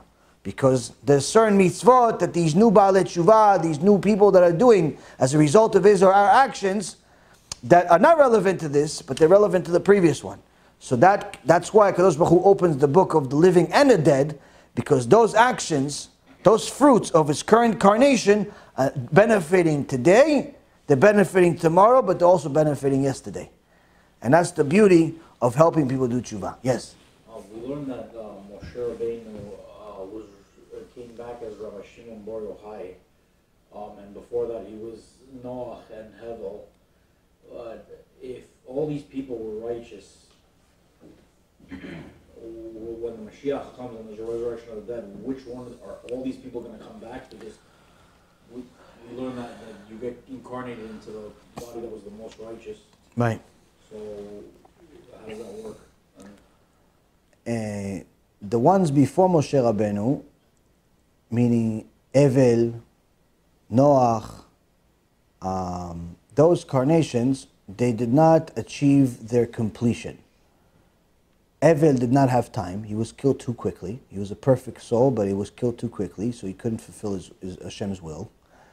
And Noach failed at rebuking, and that's why he had to come back as Moshe Rabbeinu. And Moshe Rabbeinu said to Hashem, I wasn't a good speaker, not today, not yesterday. What do you mean, not today, not yesterday? Meaning not today, and not in my previous incarnation when I was Noach. Wasn't a good speaker because Noach didn't rebuke the people. So that aspect of it, as far as why there was a incarnation in the first place, that's because they didn't fulfill the will. As far as Moshe Rabbeinu being Rabbi Shimon Bar Yochai or any other name that you're going to mention, that's an incorrect statement. Moshe Rabbeinu was not Rabbi Shimon Bar Yochai or anybody else, because Moshe Rabbeinu reached the highest level that a human being can reach. So why do people say he's connected to Rabbi Shimon Bar Yochai, and some people say the Rebbe, and some people say a lot of other people? They drop names like it's a Twix bar or something, and it's Snickers, and it's Mars, and it's a new bar every week. Why do people drop these names? Because the Chachamim say that every generation has a nitzotz, a spark of the neshama of Moshe Rabbeinu. It needs to have a spark of the Mashiach in every generation. A spark of Moshe Rabbeinu, a spark of David HaMelech. It exists. So in the generation of Rabbi Shimon Bar Yochai, it was believed that that spark, not Moshe Rabbeinu himself, not him, but a spark of his that was in that generation was to be found in Rabbi Shimon Bar Yochai and others, and so on and so forth. It's not Moshe Rabbeinu being reincarnated, it's a spark. What is a spark? Let's say, for example, you ever had Lag BaOmer? Like Israeli style Lag BaOmer? So big bonfire? Yeah. Okay, so you had a big bonfire, right? Big, lots of fire. People there, some people in Israel, I remember, they used to put batata, potatoes on the bottom, put them in a thing. It's fun, right? Okay, and the big fire, once in every 2 seconds, you see there's like a tiny little, huge fire. There's a tiny little, spark that goes into nothing. It's like 1 second you see it, it's a little spark, and it disappears into nothing. That's a spark. It's not the fire. That spark cannot start a fire even. It's a spark, and it's going into nothing. But it's part of the fire, but it's not part of the fire. That's it. That spark. That's what we're talking about here. The real fire, the Moshe Rabbeinu's neshama, and so on, that's not coming back in the reincarnation. Same thing with Mashiach. Mashiach is going to have also the spark of the neshama of both Moshe Rabbeinu and David HaMelech. It's not the neshama of Moshe Rabbeinu and David HaMelech, it's the spark of it. So that's why it's important to know that these teachings that people teach in Kabbalah and things like that, you have to be very, very careful with it, because it's very easy to distort them, misunderstand them, and simply become a kofir because of them. And that's why I always tell people, anyone that says he teaches or she teaches Kabbalah to the public, delete. Do not watch, delete, run away, and don't stop running until you forgot that they even exist. Why? This person is a ganav and a rasha.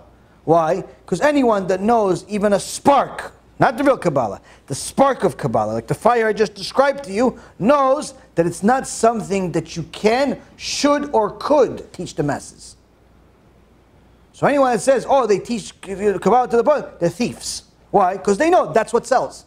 The mystical, the one that's beyond the wall, that you really can't reach, but I'll get you there. What about the basics? What about Shulchan Aruch? What about Gemara? What about how to be a decent human being? Learn MUSSAR, ethics, Be honest. How about that part? Oh, that's not good enough. We're going to go straight to Kabbalah. We'll be the Ba'al Shem Tov in one day. We're going to be the Rabbi Yaron Reuven. We're going to be, Moshe Rabbeinu. Oh, Moshe Rabbeinu. He's going to work for us. Oh, okay. Those people are Reshaim, evil people. But they're going to look to you like tzadikim. And that's why there's one guy, Russian guy, he claims, I forget what his name starts with Dr. something, Dr. Lionel, Liar, whatever it is, some doctor. The Kabbalah.info guy? Okay, that guy. That guy, by the way, he himself said, he supposedly teaches Kabbalah, but he says he teaches Kabbalah as a science. So Larry King, the interviewer, asked him, do you believe in God? He said, no. National television, yes, do you believe in God? He teaches Kabbalah. You believe in God? He said, no. No, he doesn't believe in God. Do you understand what I'm saying here? So this is a rasha, a kofel, and a person you have to run away from. And anyone that acts like him with a different shita and also wants to teach the public Kabbalah, whether it's Kabbalah Center, Imach Shimam, teaching Madana and all types of other zonot in the world, or it's somebody else that claims to be an Orthodox rabbi, but he wants to teach the masses Kabbalah, this is a guy that's a rasha. Why? Because even at best, he means well, you're not allowed to teach the masses Kabbalah. You could teach certain stories of the Zohar, you could teach certain things, but to give people this illusion that the average person can learn it, should learn it, and can't, all that stuff, it's just it's completely ridiculous, because even if you know it, even if, let's say for example, imagine for a second I know Kabbalah. Imagine. Let's say I know it. It's not like I'm not lying about it. I actually know Kabbalah, let's say. Okay? Let's pretend I know something. Now, and I say, you know what? From now on, I'm going to do shiurim about Kabbalah. Guess what? It'll actually hurt people more than it'll help them. Why? Number one, even if I know it, that doesn't mean that you could absorb it. Why? Because like I said, there's kedusha, tum'ah. If you do not have the expected level and required level of kedusha, you will not understand what's being taught. I could teach you for 5 hours. Nothing will enter. Nothing. Zero will enter. Why is that an evil thing to do? Because that will lead you to eventually become discouraged and dislike the Torah. Or better yet, give you an illusion that you're following the Torah even though you don't know anything. Either way, it's nevela zet trefa. Both of them are bad. Why? Because in essence, what am I doing? I'm just wasting 5 hours of your time. You're not learning anything. You're not progressing in any way, shape, or form. In fact, it's hurting you more than it's helping you. But it makes you feel good. Why does it make you feel good? Because you went to class for 5 hours. So, these such people are destroying the nation. But you'll see that if you press Kabbalah on the internet, you'll get a bunch of hits from all types of places and all types of rabbis. And most people are not going to listen to what I say, and they're going to continue learning Kabbalah as if they're all Kabbalists, and as if they even know what they're talking about, because they want to be mystical, and they want to wear red and purple and blue strings, and pretend like that's going to take away all the evil in their life. And they're going to go to some special Kabbalist and say, listen, I'm having problems, I don't have any money, I'm lonely, I'm this, I'm that. Oh, you have Ayin Hara. Oh, Ayin Hara. Okay, upset. So what do I do, Ayin Hara? Oh, you have to give me $1,800 in cash, in $100 bills on, with the specific serial numbers. Give me that, and I'll remove the Ayin Hara for you. Oh, I don't have $1,800, I don't have a job. Okay, well, you're going to have Ayin Hara then. Oh, so what does he do? He goes and he borrows $1,800 that he doesn't have to pay back, makes another sin by borrowing money that he can't return, to go give this Kabbalist to remove the Ayin Hara. 9 out of 10 times the situation gets much worse. Because now not only does he owe $1,800 more, but on top of it he increased the tumah in his life. But this, Rabotai, is not just the fault of the Kabbalist. It's our fault too. It's people's fault that go to these people. Why? Because, in essence, you want a shortcut. Torah says, learn the basics. Do the basics. Doesn't say learn the mystical. Does a person have an obligation to learn Kabbalah after he's reached a certain point? No. So you can go your whole life, you can know the entire Torah and never learn Kabbalah ever? Perfectly fine. Perfectly fine. Perfectly fine. You can learn it if you qualify, but you're not obligated to learn it. You are obligated to learn the basics of Torah, which means that you have to learn the Gemara, you have to learn the Chumash, you have to learn the Shulchan Aruch, you have to learn MUSSAR. Those are the requirements to know what to do and to know how to do it and to know why you're doing it. This is what we're obligated to learn. The mystical, the stuff that's supernatural, all that other stuff is good if you are ready for it, if you know how to use it, and if you already became an expert in everything else. But the reality is, today, when you teach people basic halakha about Shabbat, or about wasting seed, or about modesty, or about anything really that we talk in our shiurim, people think right away, nah, he's machmir, he's too stringent. No, that's the funny thing. Nothing that we ever teach is the stringency. Everything we talk about is simply the basics. Meaning that we are so far away from just fulfilling the basics of Judaism that it's completely inappropriate for anyone to even think that they should delve into anything that's above the basics. But that's the problem. People live in illusion, and it all comes from gava, it comes from arrogance. Everybody thinks that they're better than what they really are. They think that they're ready already for the not only Kabbalah Ma'asit. There's difference. There's two different Kabbalahs. There's Kabbalah Ma'asit. Kabbalah is a certain type of study of Kedusha. Kabbalah Ma'asit is knowing how to use that Kedusha and do certain kavanot, certain things that we'll discuss at another time, in order to manipulate nature. For example, let's say you decide, okay, you know what, let me just lift this chair, and it goes like a superhero. You could do that. You could do that. If you know Kabbalah Ma'asid, you can do it. Oh, for example, you want, okay, you know what, I want to go home. You do Kabbalah, you go home without getting a car. You can do it. And there's people that do it. Rambam did it. There's a story. He did it. I told you guys a story in the past. You can do stuff like that. But do those Kabbalists do it? No. Why? Because you're not allowed to use it like that. And anyone that has that knowledge and that power doesn't use it that way.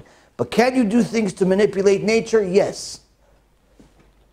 All the things that you guys see, hopefully you used to see, not see anymore, in movies, all that superhero stuff exists. It exists in the world. It's in the Torah. But it's not for us basic people. It's not for us basic people. Anything else, or we'll continue questions tomorrow? What else? Just because we're on topic, yes. For the sake of novelty, I'm curious. With the Tumah of JC being from Esau, on the resurrection, will he be judged as Esau, or will he be judged as JC? Or an amalgamation of both? JC, Jesus is a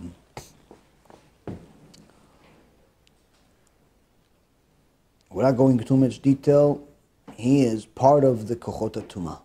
He is the source of Tum'ah in the world. He's not just a person that existed and sinned, if you will. He has become partner to creating the most amount of Tum'ah that's existed since the beginning of the world. Which means that he's become partner to the Tum'ah, and HaKadosh Baruch Hu is it's not a normal punishment, it's not a normal judgment, it's not even a normal character. And the Rambam writes in Ilchot Melachim that there is no bigger stumble to the world than Christianity. It's the worst thing that ever existed, even though it's part of the will of Hashem. The problem with a lot of people that don't know how to read the entire halakha, they just pick and choose, copy and paste stuff. They just read the part where it says, oh yeah, see, it's the will of Hashem that Christianity came to the world. Read the 3 sentences that come before it. Yes, it's the will of Hashem. Anything that happens is the will of Hashem, but it's a disaster. It's destroying Jewish neshamot, it's destroying non-Jewish neshamot, and so on and so forth. So the tumah that's created, that was created and continues to be created by the idolatry of Esav, the idolatry of J.C. Penney, is by far the worst thing that exists. This is what's, in essence, the most dangerous thing in the creation. So judgment has already been sealed on this situation. There's not going to be a new judgment. It's, but again, it's a, he wasn't created to be this. meaning he could have chosen to be good. All of these special neshamot that I mentioned before, that are captured by the kochot tumah, they have the same capacity for both ends. They could either be Moshe Rabbeinu, or they could be J.C. Benny. So Yitro was a very, very powerful person. He had the power to be the most powerful person on earth. Or he could become Yitro. Best converts in history. Matan Torah is Parashat Yitro. How? He humbled himself and destroyed his own character. By leaving and abandoning the materialism of the world, by leaving and abandoning all the sheker, all the nonsense, all the filth, and coming like a little homeless avrich with his daughter to Moshe. Oh, I got your sons here, my grandkids are here, please let me in. You know, no request, no nothing. Why? He knows what Kadosh Baruch Hu did for Am Yisrael, that's it, finished. But he was one of those captured souls. Same thing with Ruth, same thing with Rabbi Akiva, I believe also Rabbi Meir Bar Anes. And actually there's a Gemara about it. A Gemara, I believe it's a Gemara. They ask, how come Kadosh Baruch Hu didn't kill Esav? Esav is a Rasha. It says a pasuk in the Torah, Esav saneti, I hate Esav. So why don't Hashem just kill him before it? Tzadikim say, Kadosh Baruch Hu didn't want to kill Esav because he knew that Rabbi Meir Ba'al Anes will come from him. Rabbi Meir Ba'al Anes came from Esav. Rabbi Akiva didn't come from Judaism, came from conversion, convert.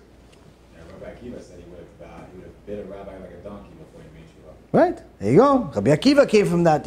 So point is that the kedusha of Rabbi Meir Ba'al Anes was so high that it was worth it to let the biggest tum'ah in existence exist just to have this kedusha of Rabbi Meir Ba'al Anes and others that came from him. Meaning, so point is everything is part of a Kadosh Baruch Hu's master plan, but that doesn't necessarily make everything good. Everything is for the good doesn't mean that it's good. So it's important to know that there are certain things in the world that even though you don't see that they're causing damage, they cause damage. You don't see that radiation causes damage, but everybody knows that it causes damage. You don't see how the cigarette causes damage, but everybody knows it causes damage. You don't see how delving into Christianity and Christian mentality causes damage, but it does. You don't see how secularism causes damage because it's just a little game. It's just a show. It's just a dance. It's just a this, but it causes damage. And that's the thing that the more a person wants to purify themselves, the more careful they're going to be with what they allow their eyes to see. This is why the tzadikim, they don't even allow themselves to even have a telephone. Forget kosher phone, not kosher phone. There is no phone. Forget good show, not good show. There is no show. But again, they're also at that level. They're living a certain type of life and so on and so forth. You don't necessarily need to remove yourself from the world. You need to know where you stand also. And you need to do things that you can handle at that moment by knowing where you stand. But at the same token, you need to be much more conscious of the risk than anything else. Mitzvot are good, everybody can do them, and many people do. As the Chazon Ish said, the key is to make sure you don't do averot, the sins. Stay away from the sins. Beseder Rabotai, tomorrow night we'll continue going over some more questions. Thank you for learning with me. Bezrat Hashem, we'll learn some more Ramban next week. Also, there's a good chance I'm going to New York, at some, I believe it's I think 15th to the 17th, possibly, during Elul. So anyone that is watching, wants to arrange a lecture, please contact me. Baruch Adonai Leolam. Amen ve'amen.